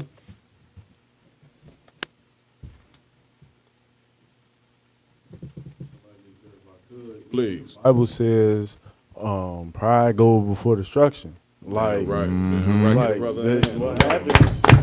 This is what happens when you talking about doing something horrible to another person. Yeah, that's a heavy point. IJ, please. Also, Cap, man, the simplicity of this holiday and everybody just blowing their goddamn hand off. How could I forget? Right. I mean, Cap, since the time I was 5 years old, I heard stories about my dad telling me, when I grew up, this cat I was with blew his hand off, or actually seen it happen. That's it. And then year after year after year, everybody goes and blow their hand off. And then in the video with the quarter stick of dynamite, the wick was about this big. So obviously, as soon as you light it, it's going to explode. That's it. Like, go to show you, you know what I'm saying, that brother might have been tough, but he wasn't the wisest. And let me tell you something, man. Wisdom is very important. You understand? And let me tell you, make no mistake, this is the Lord, you know what I'm saying, showing black people, man, that you should not be partaking in the 4th of July. Right. You like big-ass kids, man. You 40 and 50 years old, still out there lighting goddamn firecrackers, man. Right. You know what I'm saying? And you a full grown-ass man. You know what I'm saying? You out there lighting M80s and bombs and all that. And ain't telling how much violence gonna go on the 4th of July. You understand, Yaradon? Hey, kind of what con, sir. If I could just piggyback, man, like if nobody know, like I know, you know what I'm saying, your right hand being, you know what I'm saying, damaged is a big thing for your life. That's a straight up fact. Especially the lifestyle that he's living there, you know what I'm saying? Like that right hand, if you right-handed, that right hand for war. Kind of you know what I'm saying? Well, the brother ain't gonna be able to do no more fades, y'all. That's right. You understand, Lamont? Come on. What's crazy, like in the video, he said it's the 4th. I'm about to go blow something up and go attack another individual. Which it just goes to show that he actually has the spirit of the white man on him by saying that. That's it. Like we were talking about earlier, that during the 4th of July, they used to use us as the firecrackers. That's it. You know what I'm saying? Lighting this on fire just goes to show that his first thought on the 4th of July was to get bombs and fireworks and send them to the black community and destroy another one of his people. Black That's it. I'm gonna go ahead, my y'all. Hey, Captain, to go what you said earlier, sir. You know, and it's just it's not just this brother. Like every year, brothers blow themselves up, blow their hands up. This is a Kids blow their fingers off. Women blow their fingers off. And the problem problem is. You know what I'm saying? That we would rather fight. We want to show that we got that fight. We want to show we got that spirit. We want to blow something up. You'd rather fight against your brother than fight this revolution against the white man. You know what I'm saying? You'd rather put your hands to war against your brother carnally than to come up in here and fight this spiritual war against the white man that's really going to topple this empire down. You know what I mean? And the brother went viral, you know what I'm saying, for foolishness. Right. You notice, you know what I'm saying, things that we need to hear never go viral. They never go viral. You know what I'm saying? It's always some foolery, you know what I'm saying, that go viral to keep black people, you know what I'm saying, in a state of confusion that we in, because we totally in a state of confusion. You see what I'm saying? And the only reason why we in a state of confusion is because of, once again, our leadership is just that horrible. Because I want, please. Let's just think about it. We just a month ago we were just talking about our independence, right? That's it. We were just talking about Juneteenth, and now we and you know, right now we sitting here celebrating the same oppressor that we was just talking about being free from. And now we're celebrating their independence too. That's it. And the only reason that we was in the position we was in is because somebody freed them for us to be in that position. So, That's it. That's it. This is just crazy. Listen, you know what I'm saying? Not to be the dead horse, you know what I'm saying? We're going to move on from this, but I want to make just one last point is that, okay, black people, you went out there today with the 4th of July, you know, barbecue grills and all. You see what I'm saying? Right. Flags and all, firecrackers and all, same old mess and all that to celebrate the white man's independence. Where was the white people at on Juneteenth?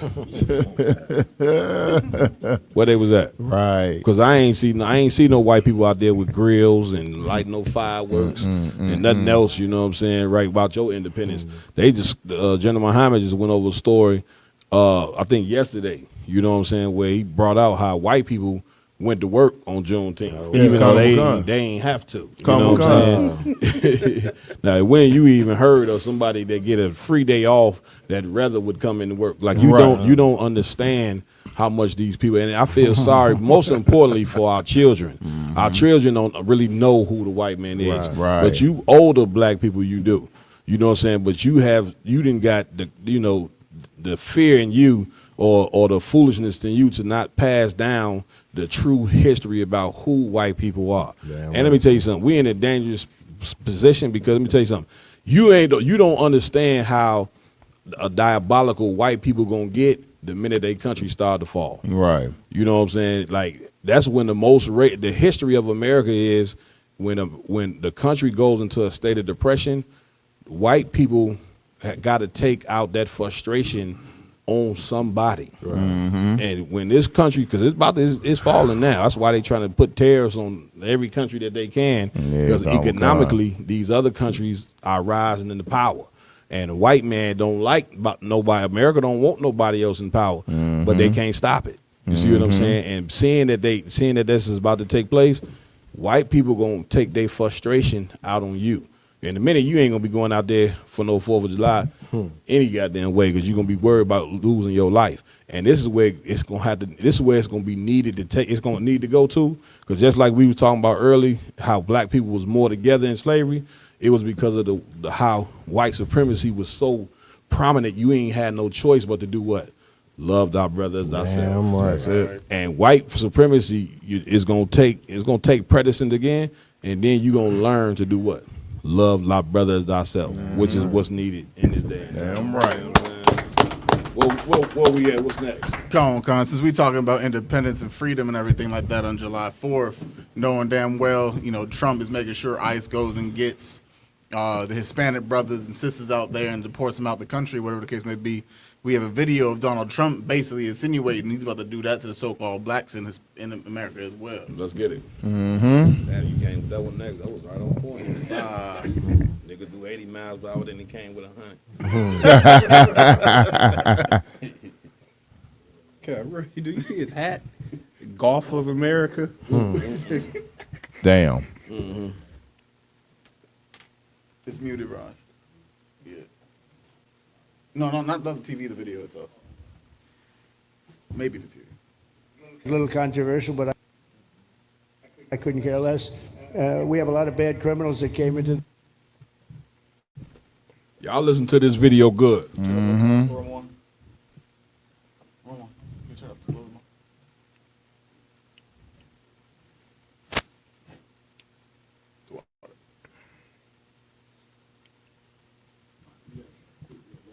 No, ain't no sweat.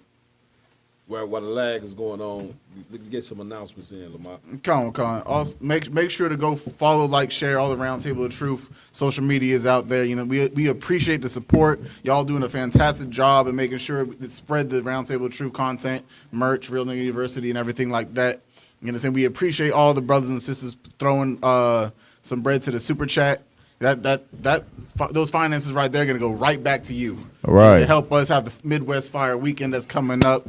You understand? We got that from the July 31st to the August 3rd. Those funds are going to go right back to the community to make sure blacks, Hispanics, Native Indians get fed properly. Understand that black and brown unity is important today in 2025, like it has always been, but it's just getting more radical due to the oppression of the white man showing his fangs and stop acting like a sheep anymore. Damn right. You understand? So if you could, like I said, please come out. We finally got the location for the cookout itself. Will be in Calumet Park. Damn right. You understand? So come show out, all Hispanics, blacks, so-called Native Indians. We're gonna be out there for y'all. That's right. That's right. Leave your white buddy. Leave your white buddies at home. At home. That day, leave Sarah at home and leave Tom at the crib. No red, white, and blue.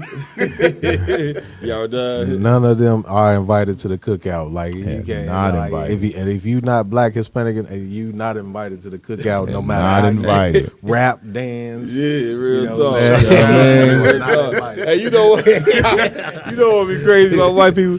They be totally shocked when they can't be a part of something. They walk right. We can't come to the cookout? Right. Sarah, no. Got invited here, okay? Leave that, you know what I'm saying, that macaroni and cheese. You go feed that macaroni and cheese to your dog. You gonna bring that shit here. We gonna eat it. And leave that chicken that got the blood in it at the crib. Please leave it at the crib. Go ahead. Concession stand for boot kisses. Right. They be like totally shocked that they can't be a part. No, you can't be a part of this. No, you can't. Like if you really, this real talk, man, for the white people out there that's listening, right? If you really want to support the black and brown cause, the best way to support it is to stay out of it. That's right. That's how you support it. Stay out of our business and let us get ourselves together. Right. You understand? Right. Yeah, of course, send some cash, but stay out. It's like a family that's going through mourning. You know what I'm saying? You know how you be like, well, I'm going to let the family mourn before I go. Let black people and Hispanics, you know what I'm saying, get ourselves together, and then we'll see where you fit in. The Lord already determined where you're going to fit in. Where you're going to fit in is slavery. That's right. That's what's best for you. And let me tell you something about white people. Don't underestimate them. They know they deserve to go. Right. Mm-hmm. And we're going to make it happen. We're going to oblige them. They can't donate. Yeah, they can. They for sure can donate. I said that. Please donate. You know what I'm saying? We ready? Let's get it. Like to say, a little controversial, but I couldn't care less. We have a lot of bad criminals that came into this country, and they came in stupidly. It was an unforced error. It was an incompetent president that allowed it to happen. It was an auto pen maybe that allowed it to happen, and it did happen. But we also have a lot of bad people that have been here for a long time. People that whack people over the head with a baseball bat from behind when they're not looking and kill them. People that knife you when you're walking down the street. They're not new to our country. They're old to our country. Many of them were born in our country. I think we ought to get them the hell out of here too. You want to know the truth. So maybe that'll be the next job that we'll work on together. But I think getting them out, we forget about them. We had some bad accidents in New York, but they're not accidents. Now, for my listeners out there, put a 1 in the chat if you think he talking about black people. Right. And put a 2 in the chat if you don't think he talking about black people. Right. I like to know what the congregation has to say about this here. Yeah, okay. He said we got some people here that been here for a very long time. Very long time. Then we tell them that we say they was. You understand? General Muhammad brought out something heavy. Black people talking about are they coming for us next? They already came for you. Right. You know what I'm saying? But here's what need to be highlighted. What he's talking about here is it's some people that need to been deported that been here for a very long time. They smacking people over the head, and he talking in code. He definitely ain't talking about white people. Right. You understand? Right. Nigga, he talking about you. That's right. That's right. You understand? Now why is he, they can't, why is he talking about you, you know what I'm saying, on top of the Hispanics? Because blacks and Hispanics are the same people. That's right. We family. We just don't, our ignorance, because we've been cut off from us as being a people, we don't know that we from the 12 tribes of Israel. We know it, we starting to know because of what the UPK is doing, of course, under Commander General Yohana. Right. But we don't know that we the same people. Right. They ain't trying to deport nobody else but blacks and Hispanics. You know what I'm saying? Because the Lord said that we would be the most hated in the earth because the Lord prefer us above all other nations. It's like children that's mad that this grandchild here is the favorite child. You see what I'm saying? Well, that's how all nations, you know what I'm saying, look at us as being the chosen people. They notice that it's a flavor that blacks and Hispanics have that they don't have. You get my point? Because I don't see them, you know what I'm saying, talking about deporting no Africans. They over here too. I don't see them talking about deporting some Asians, Chinese, and they finna go to war with China. And you still don't hear them talking about deporting the Chinese or East Indians or no, I'm coming to you or nobody else. You know what I'm saying? Who are they focused on? The 12 lost tribes of the nation of Israel. That's who they focus on. All right, well, Come on, sir. Man, this is right on time, Cap, because I believe, 2 weeks ago, the black people were debating if they should come to the aid of Hispanics with ICE. As if we had priority and status in America. Like, we go sit back. Should we help these brothers and sisters out? Like, nigga, you next. And Trump just verified, like you said, Cap, in code that he's coming for niggas next. That's it. Slug. That's it. You understand, Right. Lamar?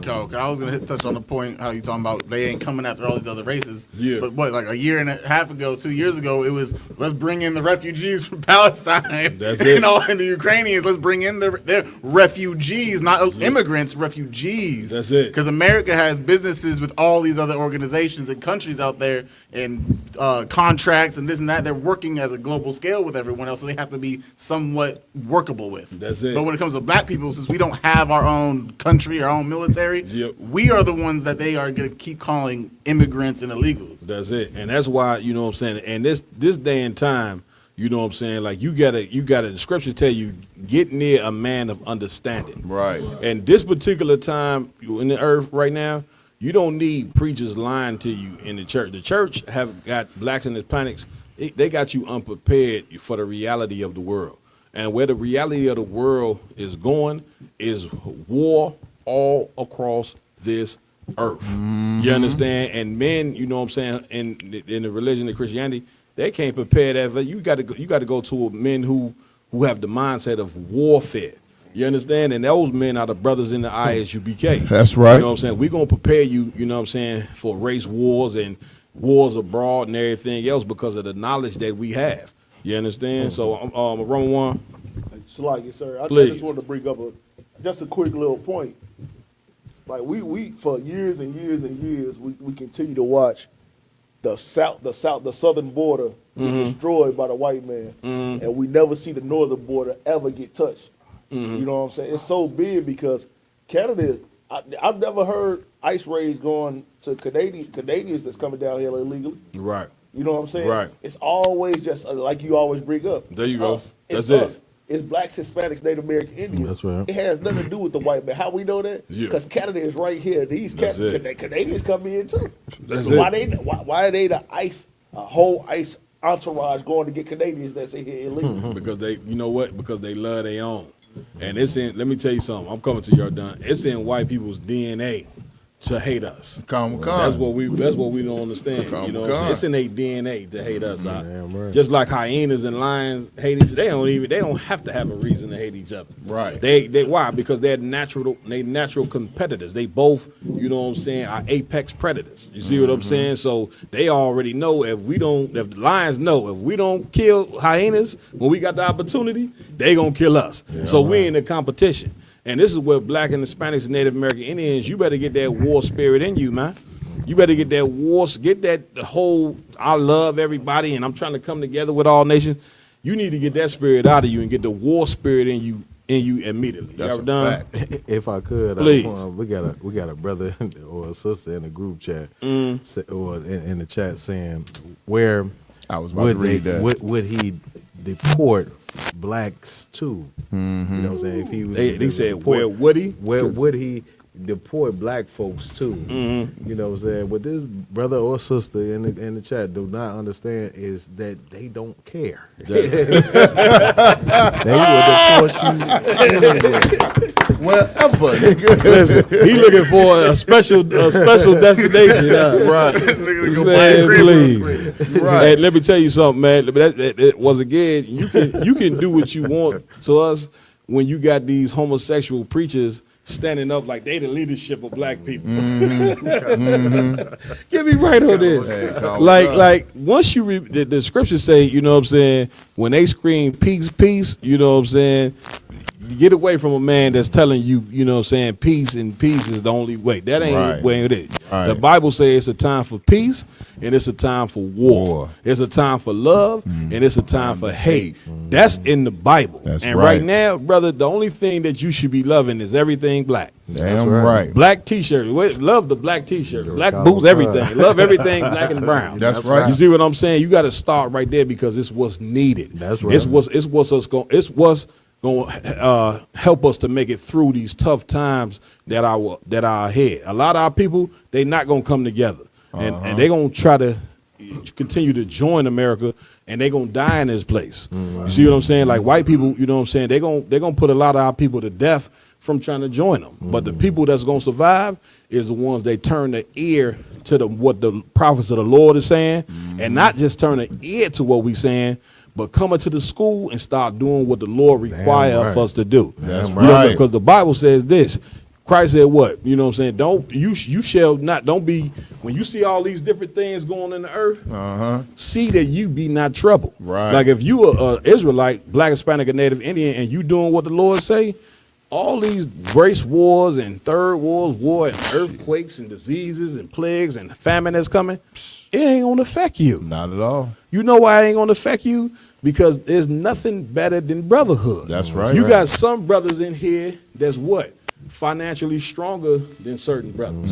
You see what I'm saying? Some brothers in here that's straight up warriors. They gonna protect the people that ain't warriors. Right. The people who financially good, they gonna help the people who ain't financially good. That's right. That's why brotherhood and sisterhood is needed in a time, you know what I'm saying, where like now.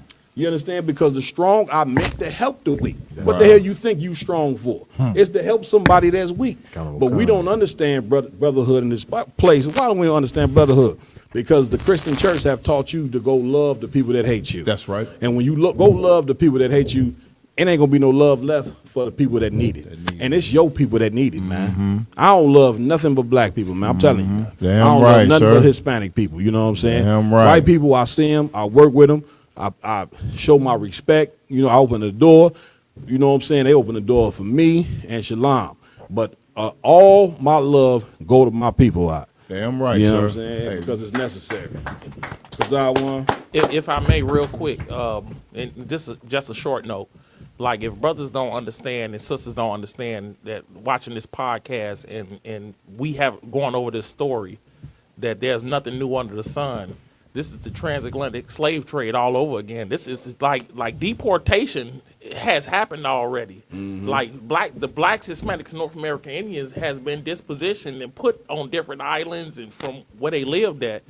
It back in before the 1700s. It's just happening again. And That's if we don't look back at that history and see what came of that, it was the Hispanics and the Native American Indians, and then came along the so-called African Americans. You got to understand that you're next. You have to see that you're next. What our people don't understand is even Hitler rose to power by blaming the problems of Germany on the so-called Jewish people. You understand? He had to find somebody as the scapegoat on why the country was in the turmoil that it was in. Donald Trump took the same page. You don't even understand you in Nazi Germany 2.0. He's blaming blacks and Hispanics for the fall of America. It ain't fall totally yet, but the more it fall, the more white people's rage is going to be raised up against you. Now we warning you here tonight. We warning you here tonight. You know what I'm saying? That this is what this cat didn't took a page out of Nazi Germany. Even during the time of Nazi Germany, they had what you call stormtroopers. You know what I'm saying? Where the stormtroopers, they wore masks. You know what I'm saying? Just like who? Who wear masks now when they go to ICE? Yeah. You know what I'm saying? These cats ain't got no badges. They ain't they can't, like the police supposed to present a badge number. Right. What badge number you gonna get from ICE? This is the same Gestapo tactics that Nazi Germany did back then. And when they start getting the so-called Jews, what they start doing? Exterminating them. Like, this is where this is where we going in this country right here. You know what I'm saying? The white racism gonna kick in so high, the more that they country fall, that they just gonna stay, just put blacks and Hispanics in gas, just kill them all. Hey, Cap. You see what I'm saying? Because they're gonna need somebody to blame for the fall of their empire. That's right. Hey, Cap, I was gonna say something different, but what you dropping so heavy, sir, Salakia, sir. Like you said, I'll say Hitler. Trump is in Hitler 101 because when Hitler rose to power and he blamed the fake Jews for all the problems in Germany, the first thing that he did under what was referred to as the Nuremberg laws was start mass deportations of the fake Jew anywhere that he saw fit to deport them. And then once he deported them all over to Poland. But listen, but before he started mass importing the fake Jews, he started deporting people who had deformities. What? You know what I'm saying? He started with them first to let the German people, to see if the German people will accept that. And they accepted the people with deformities being deported. Then they went to the Jews. Because it was already accepted. And then you don't see the same play now. They deporting the Hispanics, and then guess who coming behind Hispanics? You niggas, black, you so-called, next to get deported. You just don't know it. Go ahead and finish. I just want to say two things on that. I'm gonna give it up, Cap. Number one, when you asked a question for ones and twos in the chat, everybody in the chat put a one, sir. Then give it up. One person put a two, but he was joking about the two. Oh, he was joking. About the two. Yeah. And number two, Cap, what you're saying, and you've been saying this for months, out of one. Go ahead, brother. Commander General Yohana, General Muhammad, and yourself have been saying this for months, sir, and it's already starting to happen. There's an article about a brother who was born on a military base in Germany by a black man born on a military base. His father was a history of military, and this brother's in the military, I believe, and then he just got ran up on by ICE, and they took him and snatched him and deported him to Jamaica. A full-blown American citizen with a military history in his family. And now he's sitting somewhere over in Jamaica where he don't know where the hell he is and don't know how to get back, sir. Because see, that's what that video right there, that's Trump blaming black people right there. Everybody know who he's talking about. That's him blaming, you know what I'm saying, right now, saying it's people stabbing people, running behind people's backs, hitting them on there. Like, man, this cat right here, he know, you know what I'm saying, how to be in, what he want to do is be in a position of power forever. He really ready to just, that whole 4-year presidency, he ready to throw that out and just become a straight out dictator until he die. And listen, he know how to get the support of the American people. How do you get the support of the American people? Racism. Right. What in the hell? What you think? Who out there think America was built off love? What you think this was built off loving everybody? Look, us holding hands in a rainbow, all colors of people. You understand? One big rainbow. Man, are you kidding me, man? They started this country by taking the native Indians, cracking their head open with an axe. You know what I'm saying? And said, we taking your land. Damn right. Then they went and got us, you know what I'm saying, brought us over on slave ships and say, I ain't asking you, you know, if you want to get on this slave ship. Nigga, get your ass in the bottom of that slave ship and go build my country. You see what I'm saying? Like, this was the how America's it was erected. And let me tell you something. You think the mindset of white people have changed? Nah, sir. You understand? They ain't what we talk about here on the round table and in the ISBK. They ain't talking about that in your church. I don't even know why you black people still go to church on Sunday, man. Right. I don't even understand why you in there singing and dancing, thinking that this worth and this earth is a game. The Most High is a serious thing. That's why he said he gonna remove the earth out of its place, and he doing it now. And he removing this earth out of this place because he finna get ready to remove white people out of power. And get a Most High hand for that. God damn. Come on, Quadash. One last point on this, we're gonna move on. Go ahead.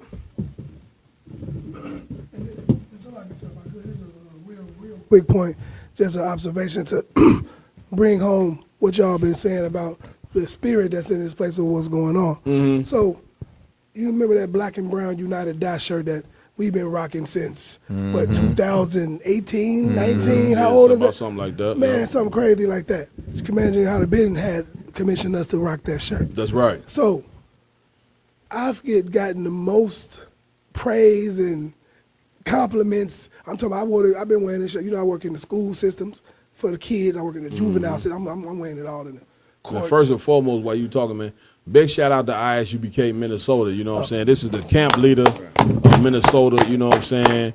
That's who got the mic right now. This ain't just no normal brother. You might think he's just a normal civilian. You know what I'm saying? Right. This is a camp leader over the work of the Lord in Minnesota. Right. That's So if right. you're in Minnesota, you are ordained. You know what I'm saying? You ordered. You know what I'm saying? By me, Captain Marquardt, the head of the Midwest Under Commander General Yohana, to get your ass in class if you in Minnesota, and you better do it ASAP. That's an order. Right.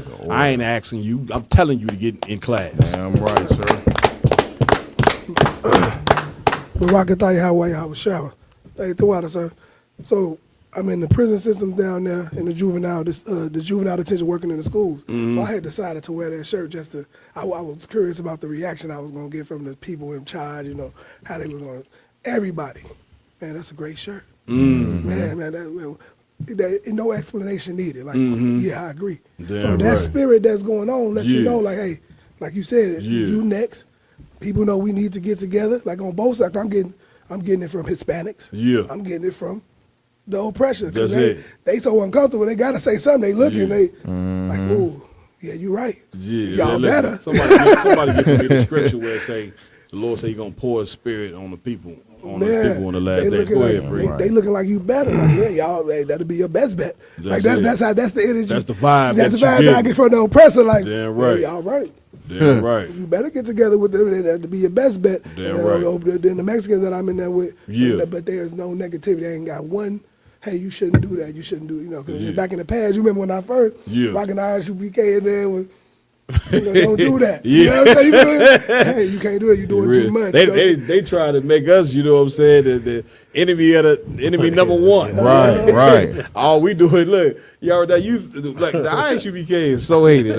Y'all make somebody think that we go out on the street corners with guns and shoot people, you know what I'm saying, when they walk past. That's right. You understand? Oh, we God. come out there, man, don't harm anyone. Open up the Bible, man. I thought everybody wanted to follow God and learn the word of the Lord, I will and Lamakiyala. Get me right on this. We go out there, man, open up the Bible, read the scriptures, talk about black and Hispanic love, and the most hurtful thing that everybody get offended by is because we call the white man the devil. Right. Now, why would you be offended by that? Seeing all the dirt, the devilish thing that the white man has done. Why would we be called a hate recruit because of that?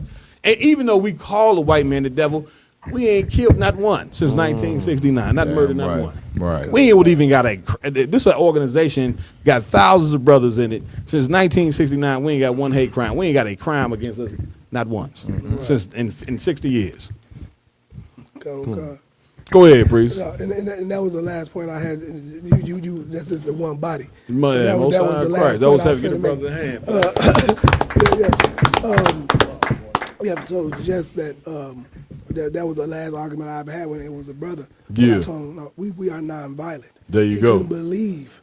He like, y'all not nonviolent. Yeah. I'm like, and he said, I'm like, we ain't did nothing. Well, let me stop you with the nonviolent. I don't want nobody to think that we like Martin Luther King. Yeah. Be careful with that nonviolent. You gonna have somebody get out there and get hurt. Hey, listen, in the midst while they get getting put in the full Nelson, they're gonna be like, I thought y'all was Non-violent, right. I know we are, but I just want you to sit down right here.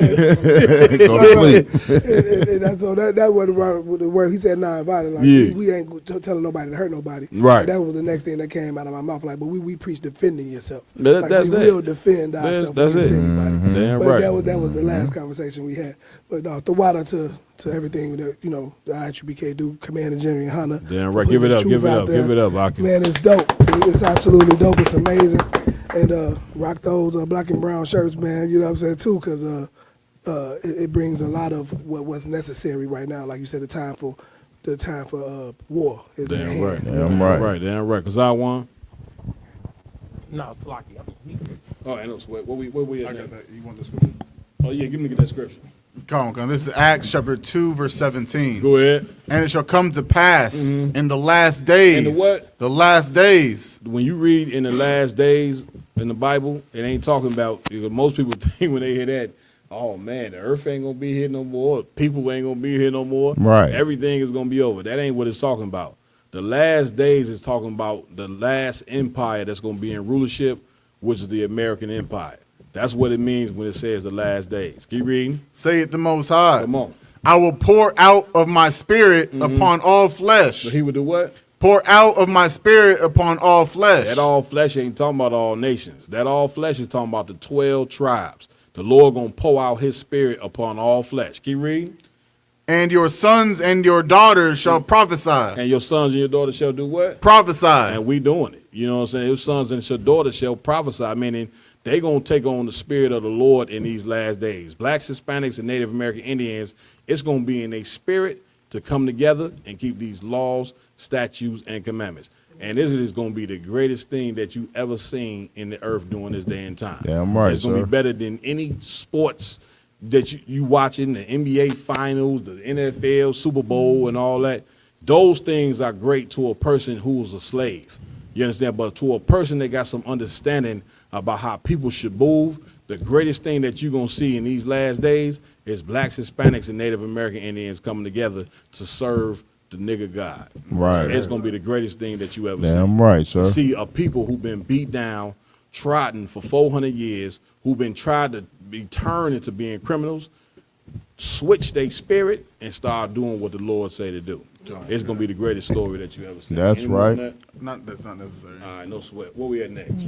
What we're gonna go next is what happened yesterday here in Chicago. A shooting that happened. 18 people were shot.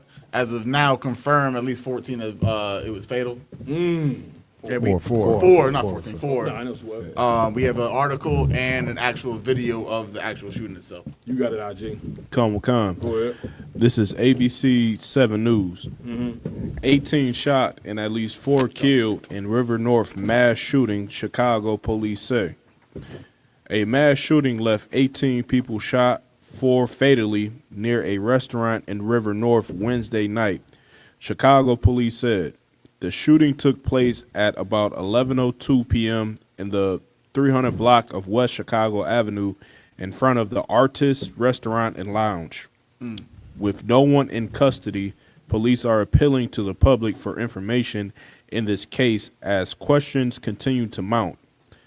The city has already issued a temporary closure of the restaurant that was hosting the event. Police said was targeted by the gunman, but the alderman of River North Ward is calling on the closure to be permanent. Damn. He said the restaurant, which was operating as a BYOB, violated the terms of their liquor license application. Rapper Mellow Bucks was hosting a mixtape release party inside the restaurant and the lounge at the time of the shooting. She has released a statement on Instagram asking for people to pray for the victims. Video from the scene overnight showed the chaos as crews rushed to treat the wounded after a volley of gunfire erupted near the intersection outside Artist. They opened fire on a crowd. They didn't care who was struck, and in a matter of seconds, they were able to shoot 18 people. Chicago Police Superintendent Larry Snelling said. If I may, real quick, Like this goes to show. This goes almost hand in hand with the what Trump was talking about. How he keeps talking about we the ones creating all the crime and stuff like that. It's basically a point on the head saying that you should know who he's talking about by situations like this. You understand? We all know that around the time of the 4th of July, that's when crime spikes. Why? Why does crime spike so much during the 4th of July? Because the Lord is not with this place on the days of the white man's holidays. Right. You understand? So we suffer most because we're the only ones that the Lord's looking at. It's like, nigga, you shouldn't be doing this. That's it. Blacks, Hispanics, Native Indians, men and women, you shouldn't be doing this. And because you are going to be punished for it. And shootings like this is prime example. Why do you think every holiday in America, the highest rates of unaliving and shootings and crime escalate during the white man's holiday? That's a fact. Like the Lord is always around every day. He's really around on the days of the holidays. Why?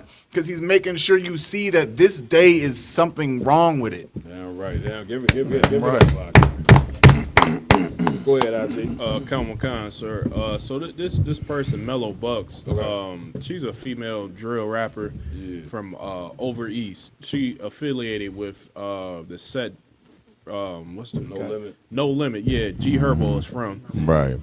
So this is something that was expected, but what's just so amazing to my mind is that you would do a drive-by in downtown Chicago, seeing what happened to FBG Duck and the people that killed him downtown when the FBI traced the car from O Block all the way to the shooting and back. So the same thing is going to happen to the people that shot up the restaurant. They're going to trace the car using cameras from where they left into the shooting and back to their spot, which you can't get away with crime.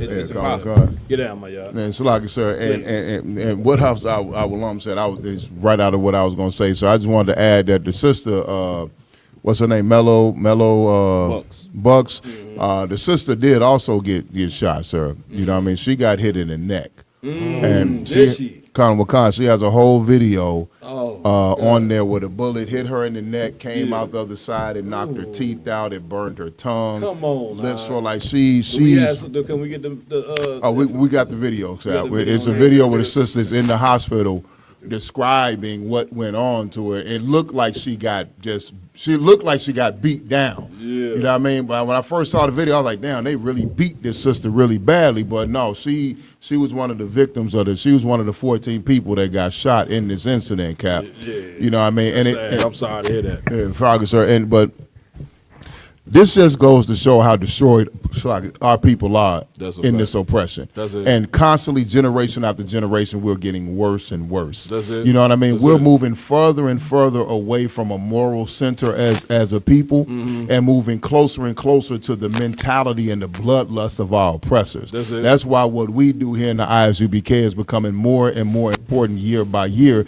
because we are the last ones left. You know what I'm saying? We the last real niggas alive. We the last gangsters left, and we the last ones that have a moral center and a real direction for our people to follow that is going to save future generations of black men, black, Hispanic, and Native American men, women, and children. So, man, get a brother a hand. Man, listen. One thing I like to say is that looking at something like this, of course, is very sad. We in a state of emergency. You know what I'm saying? Like if you ever want to see what direction the people are moving in, you got to go to the youth. You know what I'm saying, and see what direction the youth is moving in, because they are the future, and our future looks very bleak, and our future looks bleak because of, once again, the failed leadership of your religious leaders, the Christian church and Islam, and your politicians and your celebrities that you look up. They failed at the job. Commander Gideon Hunter is not going to fail at the job. He raises up great young men. He raises great young women, and he uses the Bible to do it. Because for so long, y'all thought that the Bible and Christianity go hand in hand, when it don't go hand in hand. Christians, move off the slave. Remember the slave Bible they created? They created a slave Bible where they took out certain scriptures and basically formed the mind of a slave. And when you got the mind of the slave, the result of having the mind of a slave is that your youth is going to be out of control. Yeah, kind of. And now this is going off with the story of what Iowa Lum just read. This cat just pulled up randomly and just shot up a crowd of people. Yeah, kind of. See what I'm saying? Which goes to show you that this cat, whoever done it, was a damn mentally ill person. He ain't even coming to shoot who targeted. He just want to shoot up the crowd. Nevertheless, right now, what we gonna do about this, black people, man? Our youth need us. What people standing up to fix the youth? Right. All we see y'all do is y'all blame the youth. Somebody who's looking at this, y'all done. They're gonna blame the kids for being out of control, and they not gonna blame themselves for the problem of our kids. Right. And that be the problem. Right. You see us in the UPK, we blame ourselves for this. And when you blame yourself, then you can start to go ahead and start make the correction that you need to make. Damn right. It's like all this, I'm coming to you. All this you see going on with the youth, it's our fault. Damn, con. Now, how do we fix it? Christ gave us the recipe to fix it.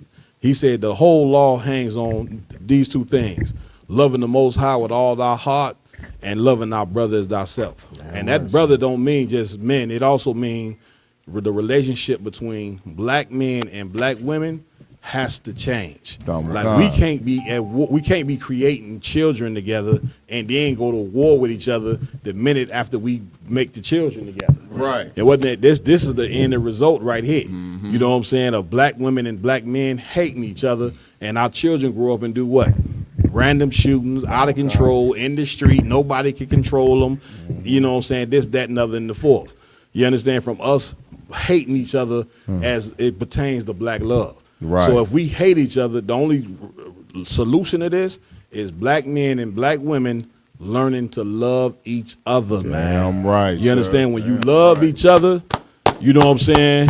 The children gonna grow up and have the morals. I'm coming to you, brother. They're gonna grow up and have the morals that they need. Yeah, kind of. You understand? And the number one moral that our children need is the law, statutes, and commandments. They need a moral compass that can only come from the Most High. You once again, a tiger got to live by the rules of a tiger. An elephant got to live by the rules of an elephant. Blacks and Hispanics and Native American Indian, you can only live by the rules that the Lord put in the Bible. You can't live by no other rules but the law, statutes, and commandments. You've been tried. You didn't try it. You didn't try to be Christians. You didn't try to be Americans. You didn't try everything. It has not worked. You know it ain't worked because look at your youth. They out of control, man. You understand? They mind is totally, you know what I'm saying, it's totally, man, sick at this point from us not following the manual that we supposed to follow. Damn right. When you get a car, it's a manual in that car. To keep that car moving and driving and performing like it should be, you got to read that manual. That's right. If you ignore that manual, that car gonna end up jammed up. Black people, we're ignoring the manual. We're trying to do it every way but the way the Lord said to do, and it is not working. Man. That's right, sir. That's right. Please. This is a young lady that a lot of our young youth, our female youth, they listen to her. I see a lot of her music when I'm scrolling through Instagram or anywhere. And when I see her, I always see her. She's a female drill rapper. When she gets better after she goes through surgery or whatever she has to do, after she gets better after being shot, she's gonna go out and figure out who shot her at her, and she's gonna retaliate against them and shoot at them. That's or it. have people shoot at them too. That's it. And that's destroying. This is the person that our females is looking up to. That's it. That's it. Like, this just shows you what condition we in America. So Come on, man, get it, brother. Man, listen, that's officer. Somebody giving me the power of the tongue of life and death, and the power of the tongue. That is Officer Rakam Yala, the son of Officer Yaradan. Brother been raised up in the truth from a young boy, young pup. We raised him on up, fed him this truth, and now he able to get on the mic and talk like how he talking at 17. What he 17? 16 years old. This brother getting up there speaking like he's speaking. He ain't at the Robux. He ain't at the concert getting shot up. You know what I'm saying? Because he know better. Right. Because why? He been taught by a great father. Damn right. Don't tell me black men ain't amazing. They didn't try to rob us and say we ain't amazing because we ain't going out like that. We ain't going out like how this country trying to think that we gonna go out to where you gonna take a shovel of shit. See, America in America, this place done tried to take a shovel of shit and throw it at black men and say, take that, Right. and we done took it. Now we taking that shovel of shit and throwing it right back at you. That's right. Damn You know what I'm right, saying? Cap. And we throwing it back at the American government. You know, we throwing it back at white supremacy, and we throwing the shovel of shit back at you black bitches that then turned your back on the black man. Damn we throwing right. that shovel of shit Damn right right. back on you bitches Damn too. right. You understand? We ain't gonna let you just throw the shovel of shit at us, Oscar. We sit back and take it. Is you crazy? It's a new breed of black men being born on the earth, and we ain't taking that shit no more, man. Damn right. When we sit back and don't say nothing, and we sit back and don't be masculine, Right. when we sit back and don't be men, Right. our nation suffers from it. That's Our right. children suffer from it. That's right. So what we gonna do? We gonna honor the Most High, man. Damn We're gonna right. honor the Most High. We're gonna follow our King Right. Christ, and goddamn, we gonna get down with Commander Chetty how to and change this whole shit. We ain't listening to you cats in our weak leadership. We ain't listening to you no more. Right. We don't honor Martin Luther King up in here. Right. We don't honor Jesse Jackson or none of them niggas. You know what I'm saying? Who assimilated themselves to white supremacy. We ain't listening to you niggas no Right. more. It's a new nigga being raised in the earth, and we gonna get down and raise up our people Damn like some right, of you Cap. ain't never seen. I got the scripture for you, sir. Give me what I need. It's the book of Proverbs, chapter 18 and verse 21. Death and life are in the power of the tongue. Read that again. Death and life are in the power of the tongue. For you rappers out there, when you get out there and rap drill and you rap about death and rap about shooting people, guess what's gonna come to you? Death. You can't see that? If you rap about these different things, guess what's gonna come to you? Imprisonment, life imprisonment. Right. You understand? So things that that's when they say the death and life is in the power of the tongue, the things that you say have power. So if you speak about death, it's gonna come to you. Not only is it gonna cause death, it's gonna bring death to you. The Right. Lord gonna make sure He recompense it back on your head. But if you speak life, like we doing here tonight, life is gonna come back to you. I'm right, sir. You understand? The truth started off with a few brothers. Now it's thousands of brothers. You know why it's thousands of brothers in here? Because we done spoke life into the black, Hispanic, and Native American Indians. That's right. And when you speak life into these people, the Lord gonna reward you with peace. We in peace in here, man. We ain't getting bullets shot up at us in here. You understand? These brothers live great lives, man. Got wives at home. They get nice home cooked meals, take care of their families. They ain't a hair on their head ain't being touched. Ask them. You know what I'm saying? Any brother that come in here, I don't care what age he is, a hair on his head never get touched when he come up in here. Right, sir. Because the protection of the Most High is what we all need. That's right. You know what I'm saying? Any more on that? Please. And they that love it shall eat the fruit thereof. See, they that what? And they that love it Come on. shall eat the fruit thereof. Tell me what's more better than the wisdom and knowledge that's in this Bible, Kawan Matabak. Tell me. You know what I'm saying? If you see these things and read that part again. And they that love it shall eat the fruit thereof. Eating the fruit thereof is if you talking that death and about killing and shooting and murder, you're gonna eat the fruit thereof. You're gonna eat it. But if you speaking life, what is life? Keeping these laws, statutes, commandments, that's gonna be recompensed to you. Right. So if you a so-called black, Hispanic, or Native American Indian and you tuned in and you listening to us tonight, then you got to make a choice. The Bible, this was said in Genesis. You know what I'm saying? Now that man has become like us, let him put forth his hand and choose life or death. I'm paraphrasing. And the sad part it is, black, Hispanic people, we prefer to choose death. Come on, sir. You understand? And when life is a precious thing, once you get taken up out of here, that's it. You understand? The reincarnation is a real thing, but I'm talking about this life here. You ain't supposed to be looking to be reincarnated. You supposed to be looking to live this life you living now. That's right. You supposed to be fighting to live. Roaches fight to live too, don't they? Come. You got a roach, you bring out that rage. You sit there, the roach sit up there and let you spray, be like, go ahead, man. I ain't got that in me. Hell no. He take them little legs and try to get the hell out the damn way. But you blacks, Hispanics, and Native American Indians, you look towards death. You know that the life you living is gonna bring death, and you look for it. You look to talk about it, rap about it, and you look to go get it, and that's a people that's destroyed. That's right. And we gonna change that though. Damn right. What we at? Any more? No, that's it, sir. Just drop that. Where we going next? Come on, we have the video of the actual shooting, at least drive-by, and then we have the video right after this about what my y'all was talking about, the aftermath with the sister with the the shots. Let's play it. Let's play it. There's no audio, of course. No sweat. That's out west. That's downtown, sir. Downtown. See, if you look, as soon as they pull up, sir, you see them sparking. Bang, bang, blah, blah, blah, blah, blah, blah. And it wasn't for that SUV, a lot more brothers and sisters would have died right there, sir. It's on replay, so it's Yeah, more the same thing over No again. doubt. What's the other joint? And then the video that my y'all has with the sister.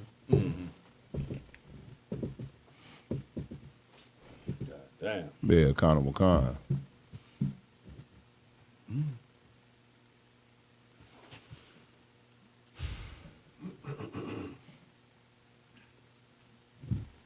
Yeah, this is sister whose party it was, sir. I don't think that's her.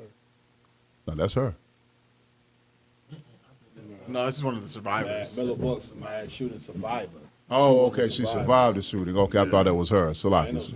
Go ahead, play. I feel fucked up.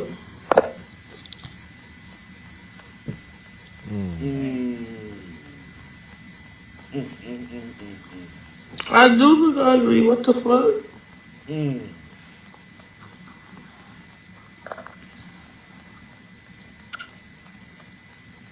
The bullet went in right there, and it came out. And I got a bullet in my fucking neck.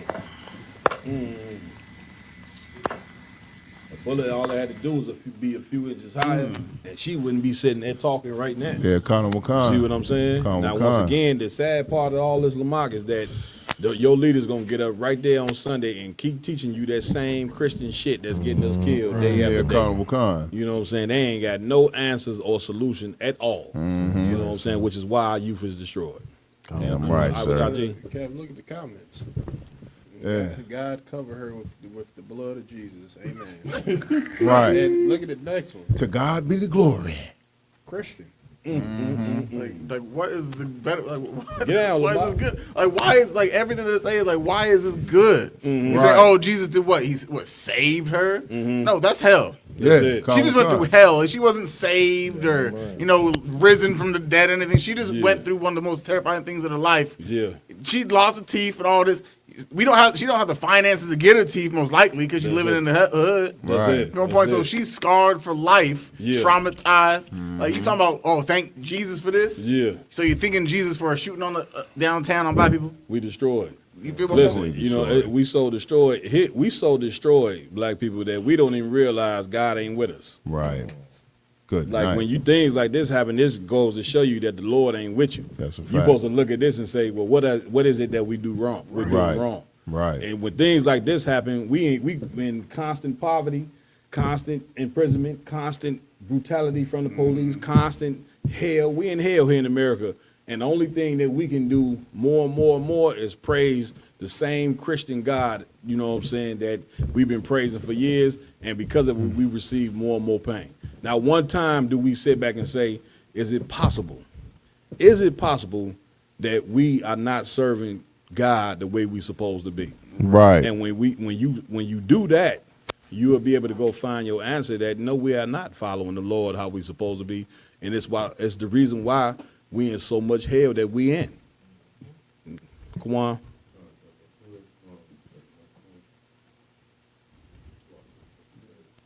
There's an exact reason why Christians always say, I thank God for waking me up another morning, because they know that deep down they sinners, that they wicked as hell to the degree to where that they know that they need to be put to death for what they done.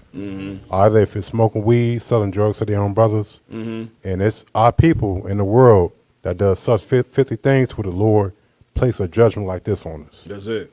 Man, we haven't learned yet. That's heavy. Right. Brother brought up. Where we going next? Let's get it. Okay. Next up, what we have, if I may, we have a video going on about. I forgot the name of the video. Raj just that a 27-year-old woman was found unalive, pulled from the Lake Michigan. There's a story that happened a couple weeks ago. The yacht party thing that happened in Chicago. Yeah, we definitely got to go over there. Let's get it. Officials say the search for the missing person at 63rd Street Beach has now turned into a recovery operation. These incidents, combined with other reports that we've heard throughout the weekend, has boat safety experts reminding people to take extra precaution on Lake Michigan. Laurie got talent. She was amazing. She was beautiful. She was sweet. She was kind. A West Side vigil honoring the 27-year-old woman who was pulled from Lake Michigan on Saturday. Zahari Wall's family trying to make sense of her loss as Chicago police investigate her death. Police say she was found in the waters near Navy Pier. That same day, the Chicago Fire Department responded to reports of 2 people in Lake Michigan at 63rd Street Beach. Fire officials say 1 person got out. Divers and helicopters searched the area for the missing male, but the rescue mission turned into a recovery operation. This all playing out during the first weekend of summer that drew large crowds and several boats into Chicago's playpen. What a lot of people don't realize is Lake Michigan acts as an ocean. You have to treat it as an ocean. Brady Rule is a captain with Boat Safe Chicago, a group that works to prevent accidents on the water through safety training.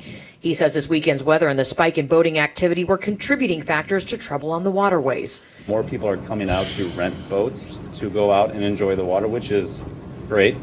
But because there's more boats, there's a little more inexperience and more accidents are going to happen. The strong winds creating for dangerous conditions on boats and in the water. And with high winds, anchors are coming off the ground. If you're not setting the anchor properly, you're going to slide into another boat. Boat Safe Chicago sharing this video of a boat that U.S. Coast Guard officials say sunk into the water on Friday. Today, buoys seen floating above the sunken vessel to warn nearby boaters and swimmers. And in the suburbs, this video showing Lake County Sheriff's Marine Unit responding to the scene of a crash that left 1 person injured after a wave runner crashed into a boat.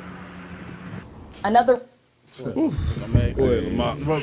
What's astonishing to me in this situation is like we'll have lifeguards at the beach, lifeguards at pools that only go 5 foot deep, but we won't have lifeguards and anything like that in Chicago, the lake in Chicago, Lake Michigan. You feel my point? Like they don't care enough to make sure lives are protected. You feel me? Only black people could be the ones that just keep jumping in the water and being crazy like that for real. Yeah, Come on. And I ain't gonna lie, see, I've been all the years I done lived in Chicago. This is the first time I done heard about a black yacht weekend. You know what I mean? So this is some sister started this. But go ahead. And what some sister has started, and it's off to, and in the first year, it's off to a deadly trend. You know what I mean? That one sister drowned. Another brother, see, they're talking about her, but another brother lost his foot, lost a couple toes. A body. It was what was a few days ago. That sister was the first. They found a sister. Yeah. That was day one. Yeah. During that same day, another brother lost either a foot or several toes because he was hanging off the side of the yacht, and some jet ski incident. Cut the brother's toes off. You know what I'm saying? That's it. Then another brother fell into the water, and they didn't find him for 2-3 days, and he just washed up on shore. Those are only the ones that were reported. And what I see with Black Yacht Weekend is what I have been saying, Cap, is that we have never lived a moment of our own culture, our own reality, at any time living in America.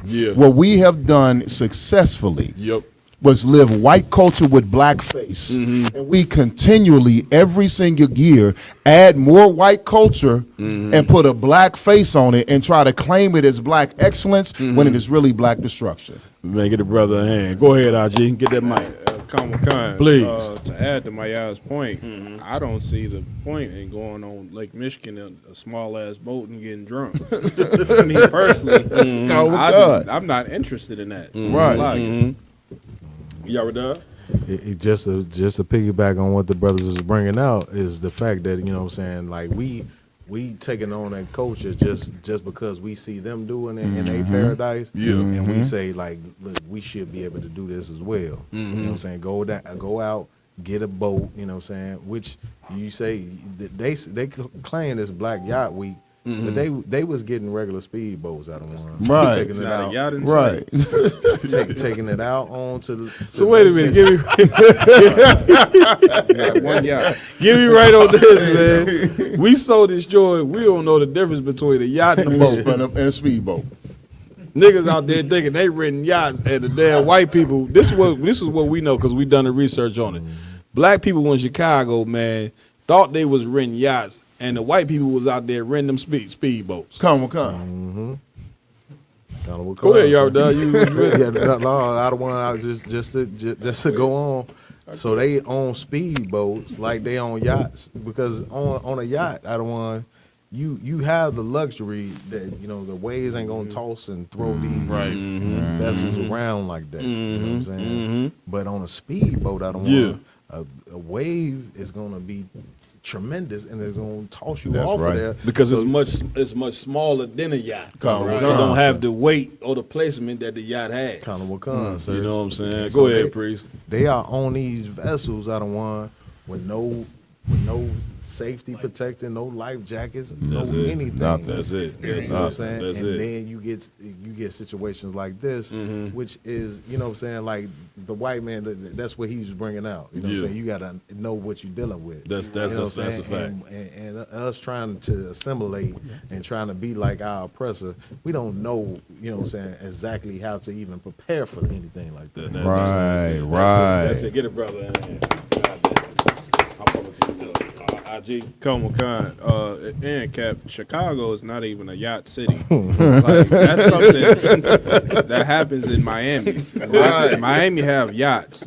I don't think I've ever seen a personal yacht in Chicago. Right. You can go to Navy Pier and get on a yacht owned by a corporation, a company. Right. I've never seen a personal yacht just floating in Lake Michigan. That's Real Miami, talk. not Chicago. Real talk. You know what I'm saying? I was gonna say, like, we know damn well majority of Black Hispanic folk can't swim in the first place. That's a we fact. going out there into these rapids and these lakes and oceans and stuff like that. Like, you putting yourself in danger. That's it. That's it. Boy, like, if you're gonna go onto the water, at least have the ability to swim. That's it. I'm not saying no, we all can't swim. Or at least wear a life Yeah, jacket. Like you sisters, we got the reports and the videos. You know, I just want to say this, just to piggyback on what all you brothers said. What I've seen take place is that is constantly taking place every day. Kind of what comes, sir. Our silliness is catching up to it. Kind of what comes, sir. Like the sister who organized this was poor organizational skills that you done. These brothers and sisters, they didn't even know. Once again, it's not even a yacht city.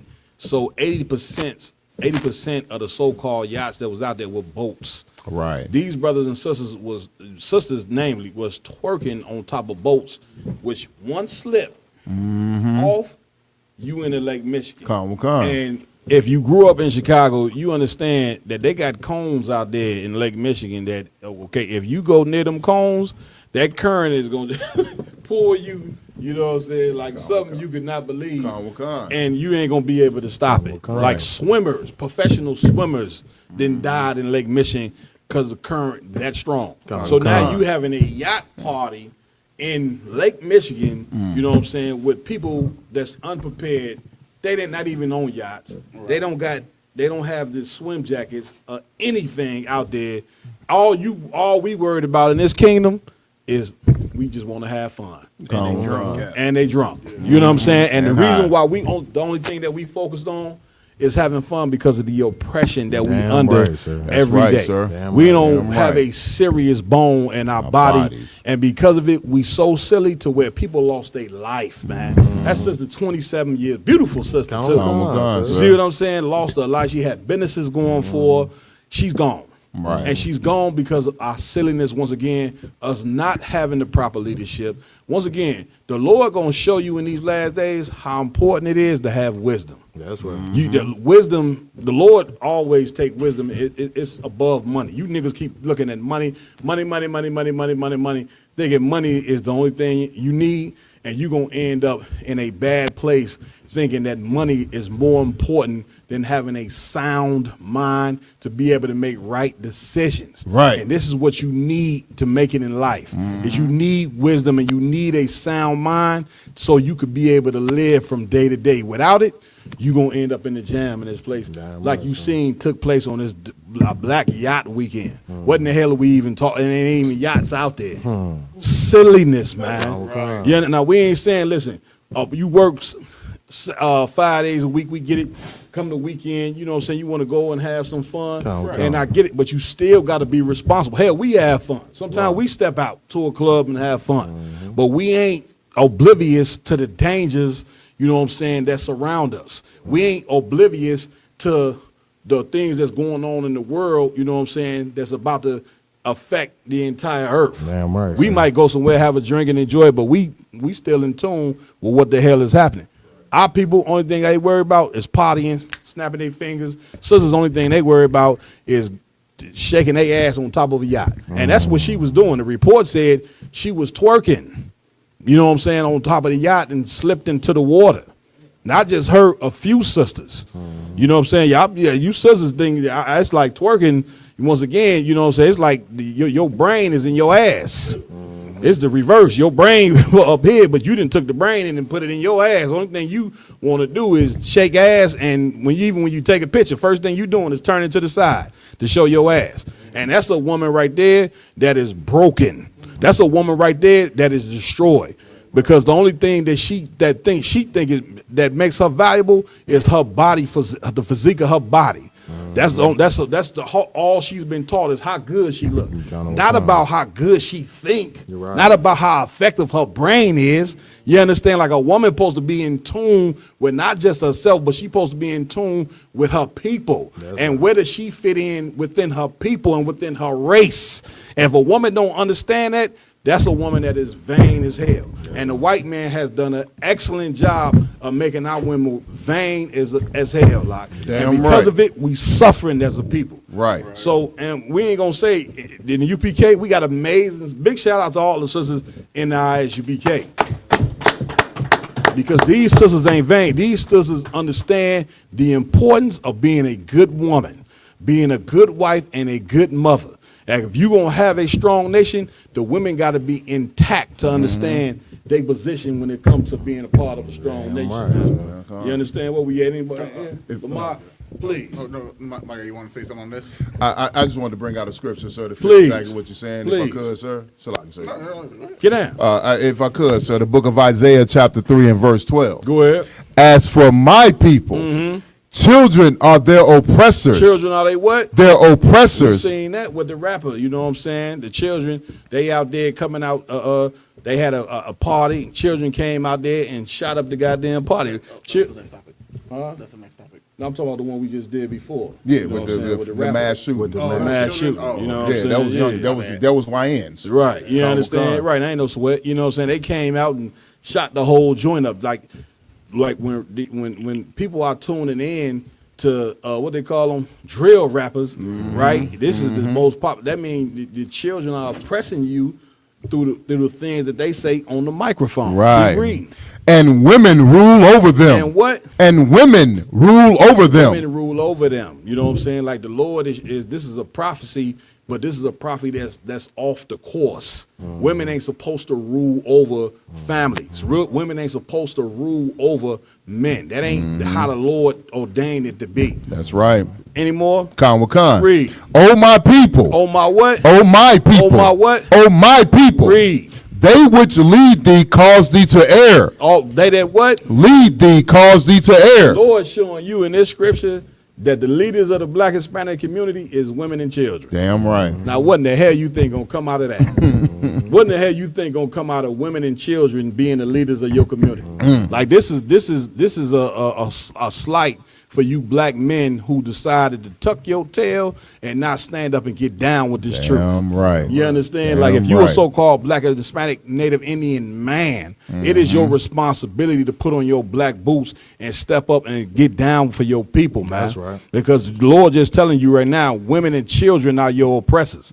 And if you leave women and children in the community by themselves, the result that you gonna get is what you seeing every day. That's Our right. daughters walking down the street with barely nothing on. They Right. ain't got nothing on, man. They don't know. Ain't nobody ever told them how to dress properly. Nobody told them no morals or nothing. They having sex every day with some different random cat smoking all. They totally out of control. Your sons, they out of control. They'll shoot anybody, man, for anything. You understand? What does that come from? Men not being in the damn house, That's man. right. Which is why Johnny Yohana said, stop worrying about putting a black man in the White House and start putting a black man in every black house, man. Damn That's right. why he said it, man. Y'all done? If I could, Please. I don't want what you bringing out is so heavy, and this sister, I seen this sister on an interview that came up with this whole black yacht party thing, and she was talking about, you know what I'm saying, how it went from 5 people to all of these people, and it was supposed to be 1,000 boats on Lake Michigan Good that night. weekend. You know what I'm saying? And, you know, and she was saying that like it was such a glorious thing that she had put together. You know what I'm saying? It just ties right into what the scripture is saying and what you bringing out. I don't want about Hey, Cap, if I could, when I not to beat a dead horse, Cap. Get out. But I was at the doctor's office. You know what I'm saying? The chiropractor. Don't tell me nothing about no triglycerol. No, I ain't gonna tell you about that. I'm gonna tell you about your Okay. lower lumbar areas. That's all I can say. I'll fuck with it. But no, the head, the owner of the chiropractor, you know what I mean? He was talking with the sister who got a yacht. Okay. And they were both turned. Here's the thing about our oppressors. We trying to oppress them by having a black yacht weekend. The ones that really got yachts, they look down. They was looking down on what was happening on Lake Michigan. Yeah. They were talking down about it, talking about that's why I wasn't out there. Yeah. That's why I don't hang. It's the part of the lake that they were in with all these yachts. I can't remember the name of what they called it. He said then this is an Edomite doctor who got a yacht, got money. He said, that's why I don't hang in this part. That's why I don't like my yacht to be in that part. That's because I leave out of that part. You know what I'm saying? We think we doing something. We think we joining them. We think we impressing them. Right. And then when it come to the function, they look at it like just another nigga function. That's it. You know what I'm saying? Which in turn, what you saying is so heavy, which is only going to enhance their racism against you even more. Come. Because they looking at you and saying, look at these niggas out here on these boats, thinking that they yachts. You know what I'm saying? Trying to, like, the more you try to assimilate to white culture and white people, the more and more they're going to hate you, dummy. Dumb. That's what the brother is bringing out right here, which is so goddamn heavy, yacht. Like, do you understand how much a yacht even costs? Right. Like, you damn near got to be a millionaire, you know what I'm saying, to have a damn yacht. What are you talking about? It ain't Right. even, you understand? Like, Right. the millionaire people, they wasn't renting no their yachts to you niggas. Like the cat was just saying, in order for the boat to be stable, you got to take the damn thing, throw it down in the water, so the damn boat don't move. They wasn't even doing that. The damn boats is floating all over the place, and then they was going out there without a yacht. Normally, you got to have a captain. Like the captain is meant to do what? Direct the boat. I ain't going this way and that way. Man, they get some random nigga named Lil Debo. He ride the damn yacht. Lil Debo. He ain't never rolled a yacht. Lil Debo, you know what I'm saying? And Lil Timmy, you know what I'm saying? Nigga out there, he the captain or the joint. He went to YouTube University. Where we going next, Rock? Good night. Go. Last but not least, we got the story coming up about now Drew old blank. Them yachts threw you off, sir. Yeah, y'all and speedboat yachts. Oh, okay. We talking about the lifeguard shooting up the black kids. You understand? Laying in wait like the devil the Bible speaks of. He was laying in wait, acting like he doing something important with his bicycle. Right. Pulling a gat upon children. So if we could, Raj, handle it.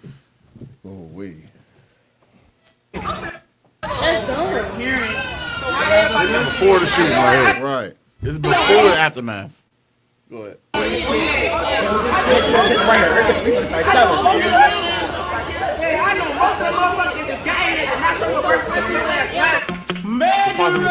Oh, wait. Wait. Just saying. So what they were trying to do, the lifeguard was trying to get birth certificates from the brothers and sisters to show that they were old enough to go to the water park. Whatever the case. For one, birth certificate is crazy. To the beach. You understand? Go to the Right. beach or wherever the hell he got to swim at. Like, since when you got to prove through a birth certificate you old enough to go swimming? You understand? At least if you want an ID, cool, fine, that's fine and dandy. But like, this is just a lifeguard. It's not like he was a water guard or whatever the case may be. He's just a random guy that's supposed to get paid to protect the people from drowning. Go ahead. And so, like I said, if I could, he did what most devils do. He said, "I know most of you." Right. You know what I'm saying? So he's trying to establish some familiarity with the brothers and sisters that were there. So that means that the children that he shot, he recognized them for coming to that beach before. So this ain't no random incident. He wanted to try to unalive these young brothers and sisters because he had a beef and a jealousy against them. Right. Not only that, you could even go as further as saying he just spoke like every other white people. I know how you niggas are. Yeah, kind of. You know what I'm saying? You liars. You ain't this. You ain't that. You know what I'm saying? He's just saying I know your type. Kind of kind. You understand? And saying you don't belong here type aspect like they always do when we start invading into the areas that they normally populate. But I'll handle it, Raj. You got it.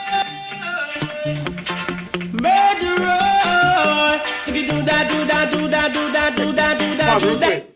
Look at that. Oh, well, I guess it would be like a second or two back. Can you get like 2-3 seconds back? Oh, I ended up. Never. Okay, forget that.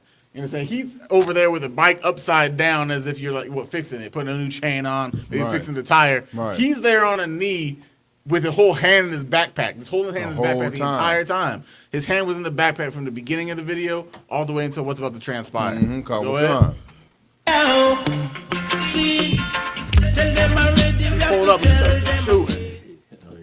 You know, he pulled up and just started shooting these kids.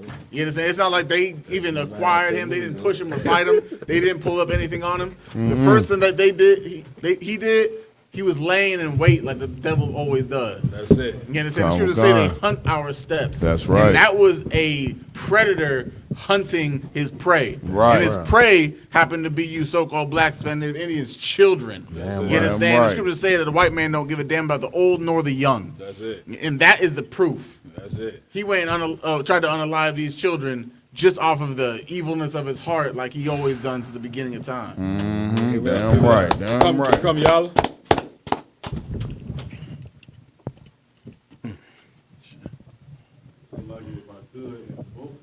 Boys, they were running away. They got shot in their back. They got shot in their back by the suppressor. Man, like they were, as they saw the firearm, they started to flee the scene, and clearly not even in the wrong at all. They decided they had to flee the scene and still got shot by the suppressor. Damn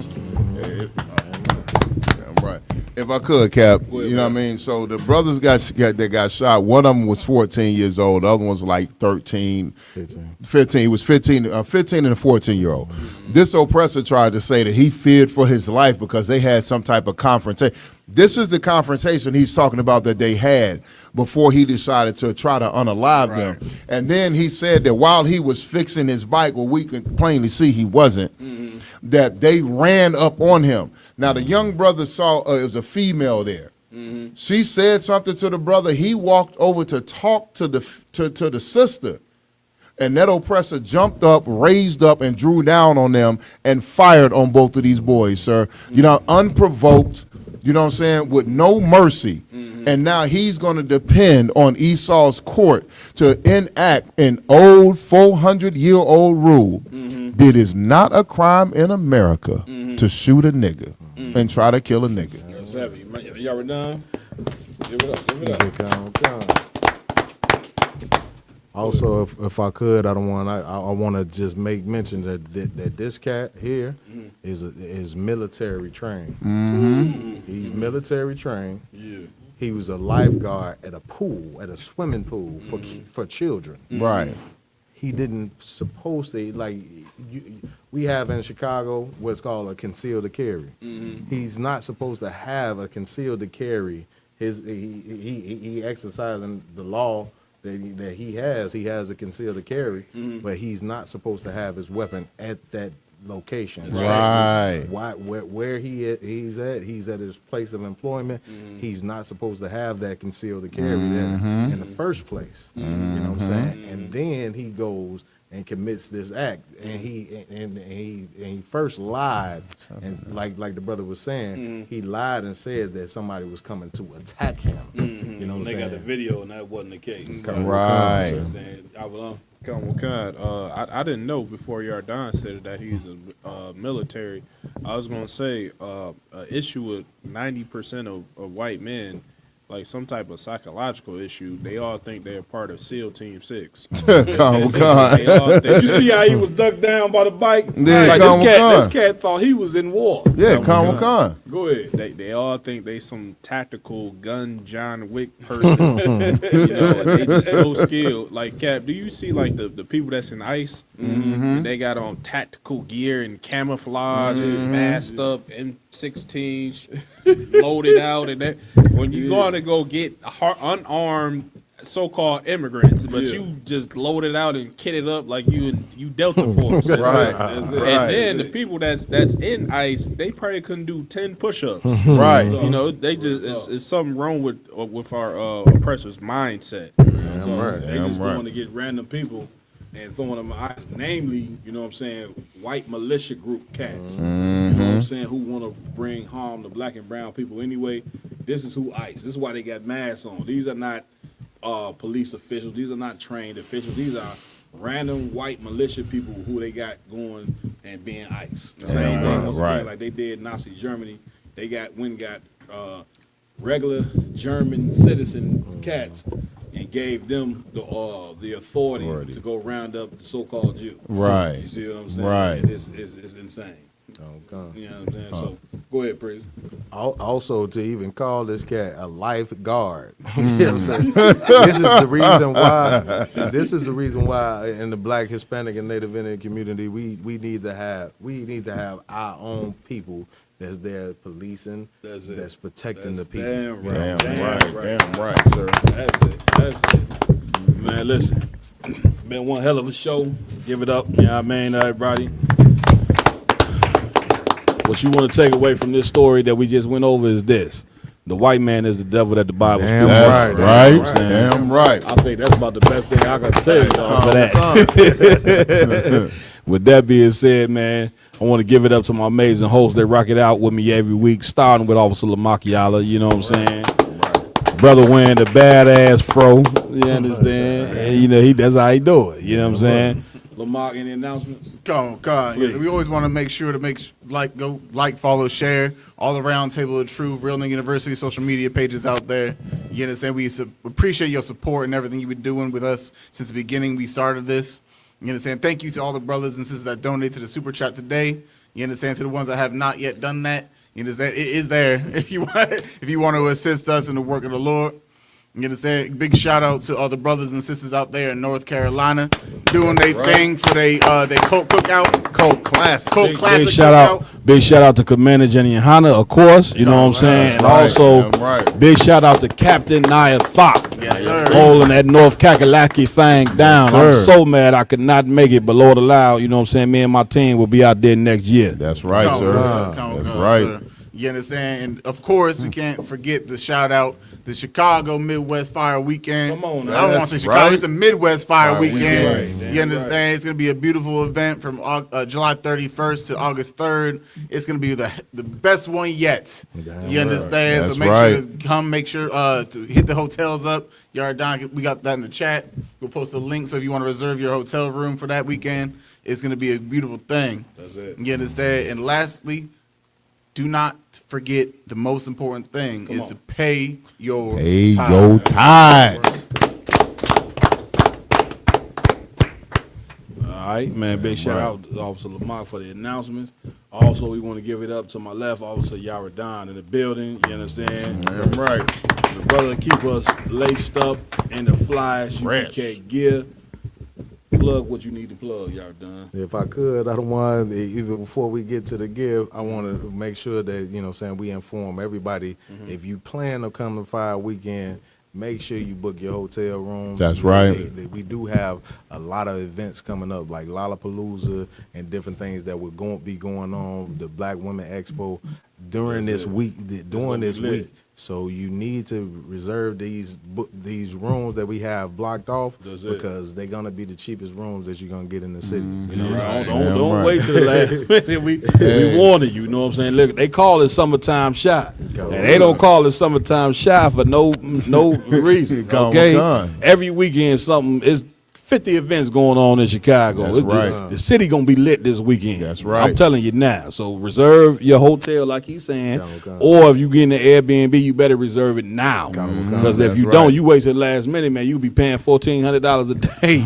You know what I'm saying? I'm telling you. You know what I'm saying? Facts. So what the brother bringing out is heavy. Go ahead, though, Priest. And if you're looking for any gear, you know what I'm saying? Anytime, you know what I'm saying? Fly gear coming from, you know what I'm saying? That's right. Brothers from, you know what I'm saying, Chicago and That's different right. things of that nature. Go to diversitymall.com. Diversitymall.com. He got a new thing for the Real Nigga University. He got the new joint, you know what I'm saying? When you come to 5 weekend, man, you want to wear the Real Nigga University. I'm telling you now, you want to be laced in the flies get. I'm telling you, you know what I'm saying? So get you a shirt. Get out. That's right. You know what I'm saying? That's right. All right. I also want to give it up, you know what I'm saying, Officer Iowa Lum, you know what I'm saying? Right. Any announcement? Calvin Khan, sir. I do have a new episode coming out for the historical proof, going over the Jewish man's origin, and I'm gonna dismantle the belief that he's the so-called Jew. Come on, Most High in Christ. Should be coming out next week, maybe the week after. I got to finish 3 books. There you go. So bear with me. But that's gonna be coming out real soon. Come on, man. Damn Give right. it up. Give it up. Right, sir. Listen, go to show you, man.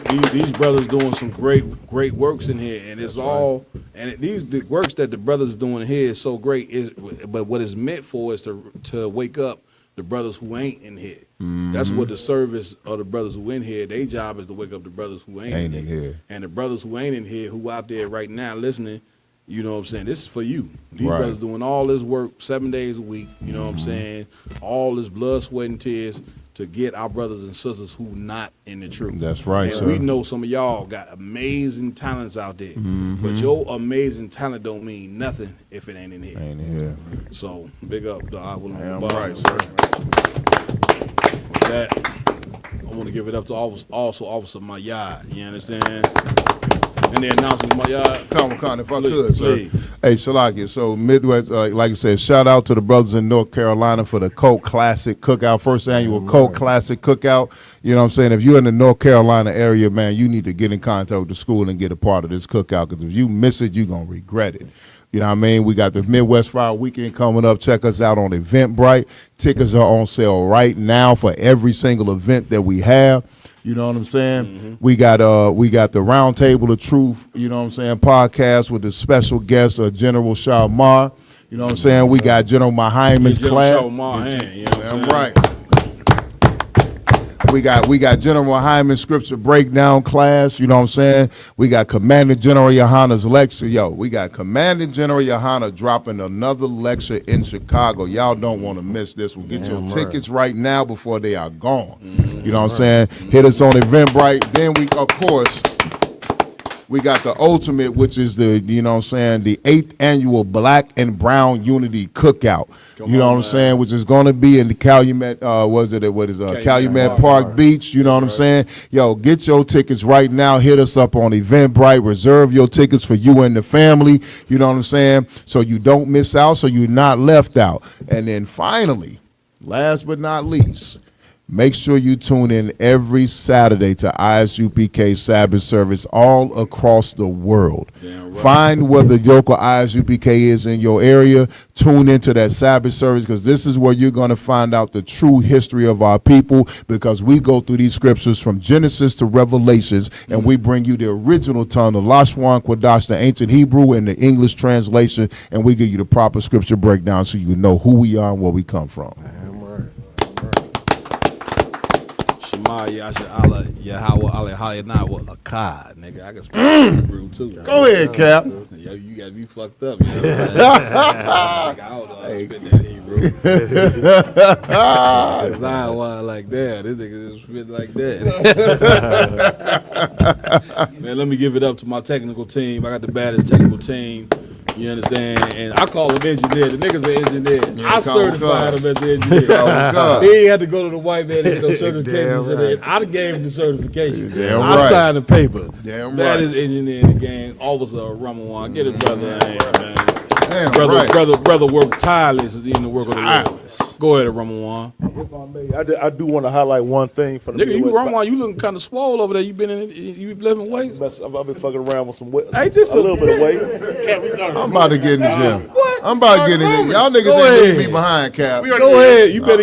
I'm about to hop in, Cap. I'm getting in. Just a little bit of weight, Cap. I see, nigga. Look how he got the mic. Right. He flexing. He like, hey, I can't have Lamont out here just doing it all. He eating weights up. You know what I'm saying? No, Go ahead. I did want to highlight one thing, and I think it's a very, very important thing for the Midwest 5 weekend. And that's the felony expungement and gun restoration program we have coming up. It's a big thing for us because a lot of blacks and Hispanics don't know that there is a way to expunge your record. There is a way to get your gun rights back. You know what I'm saying? It's a lot of people that's walking around, a lot of Hispanics and blacks that's walking around right now. They don't even they don't have a firearm. They got to be unsafe because they don't know that they can get it back. So just make sure y'all, we have the expungement program to be August 1st. From 10 o'clock a.m. to 4 o'clock p.m.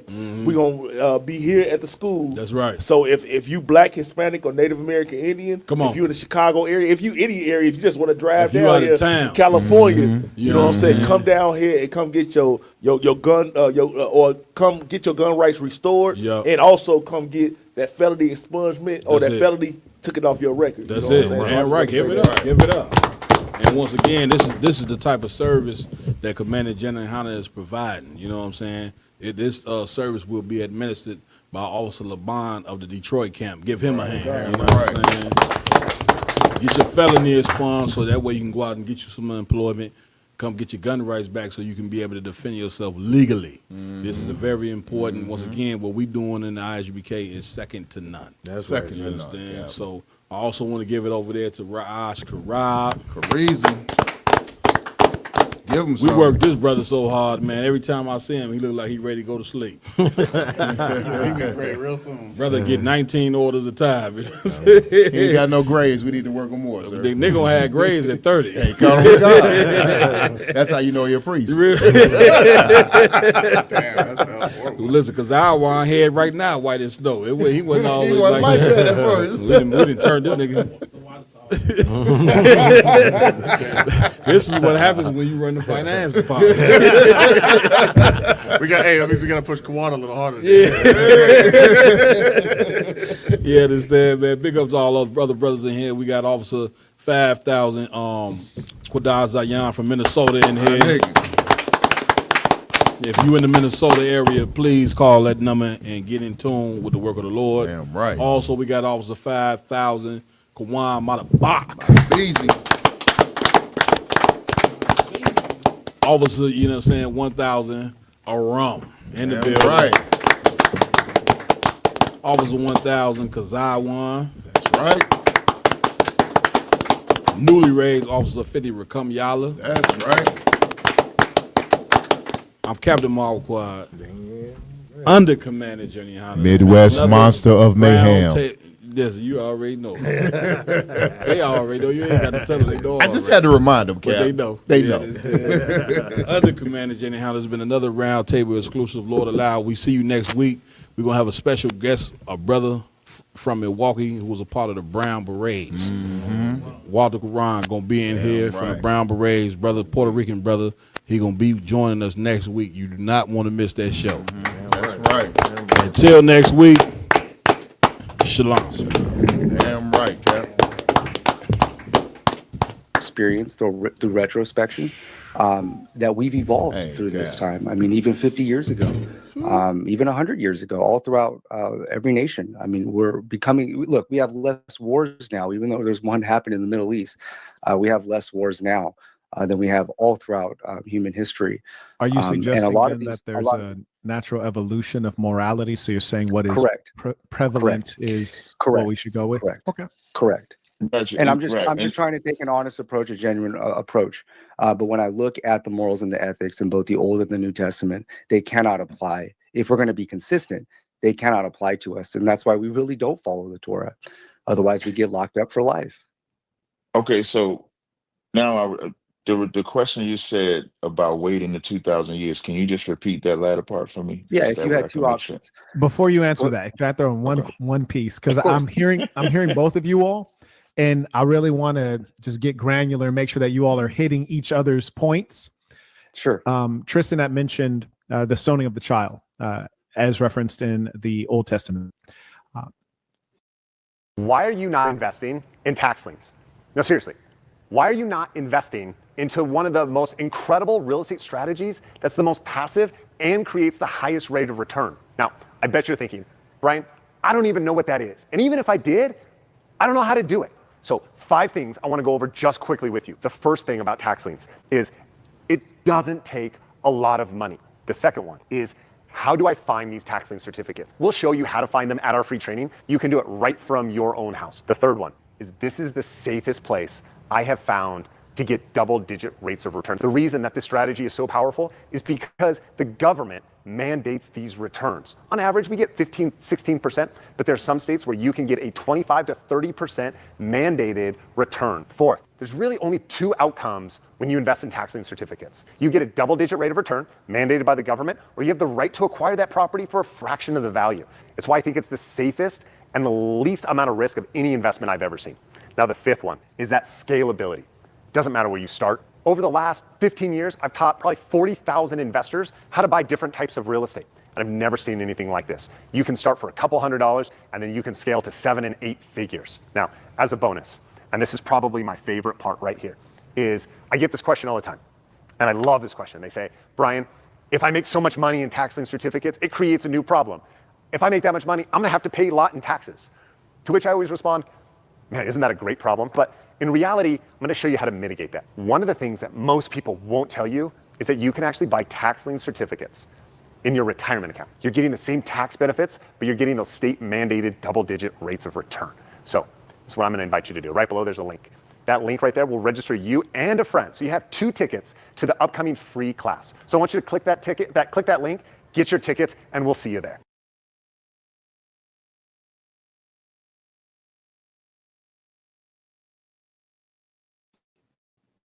Tazariak, do you believe that it makes sense to stone a child in according to what is written in the Torah?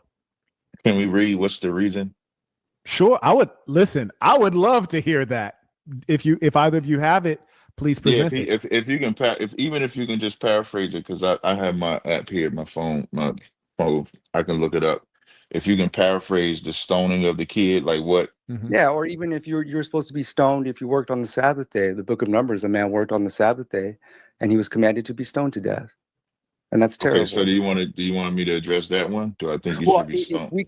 We all know in the Old Testament that stoning children is there, especially if you Right, curse I'm your not parents to disagreeing your with face. that. I just want to, I don't disagree that you can. I'm not saying that you can't. I'm just asking if we can read the reason why, so I can answer the question if I would agree with it or disagree. Yeah, with it. if you like, sure. If you like to pull up the verse, go ahead. I don't think that No, there's that's what I'm any asking reason. you. What's the reason? Yeah, so he's saying he doesn't have the verse. If you have the verse, what is it, so I that we can can pull it read it up. in totality? Or if you So can let's paraphrase skip that one for now, since you don't have the verse ready to go, and let's take the second reference that you mentioned, which was that, and we can verify it if it's true. Not to disrespect you, Tristan, but I always tell people to ask, like, is that true? So you stated that it is referenced that a man should be stoned if he works on the Sabbath. So That's I guess correct. question one is that actually in the Torah? And if you happen to know if that is in there, Tazariak, fantastic answer to the question. If not, then I'll do a quick Google search. Sure, it's in there. It's in the book of Numbers. Man stoned to death for working on That's when they Sabbath. pick the sticks. Is that what you're talking about? When he Yeah. picked them? It says in Exodus 35:2, Numbers 15:32 through 36. It shows that every man should surely be put to death. All the congregation shall stone him with stones outside the camp. And that was actually a state of affair that occurred within the Old Testament. Right. So But that there, actually, go ahead. so that story happened in Exodus, and so the Lord was raining manna from heaven, and on the sixth day, before the seventh day, He rained down enough for the sixth and the seventh day. And they was instructed to do everything on the sixth day, not to do nothing on the seventh day. And when that man went and gathered sticks, that offended the Lord, so he got stoned. That's correct. That's what that is. I don't know if it's in the law that you just stone people. But now here's a broader way. What they did do was keep the Sabbath wrong. That's why Christ would correct them and say the Sabbath was made for man, not man for the Sabbath, because the word Sabbath just means rest. So the point of the Sabbath day is that if I worked for you on the Sabbath, you couldn't make me work. That's the day that the Lord gave to me. And so they was just treating that day wrong. So that was an instance where that man was disobedient to Here it is. I pulled up the verse about stoning the child. This is Deuteronomy Before you do the 21. child, I just want to if we could just wrap this Okay. up real fast. Sure thing. So the issue with the sticks was he disobeyed God, and that's why he got punished. It's Okay, not should like that a have? law where if you Right. Okay. disobey a God is a God. So I agree he should have got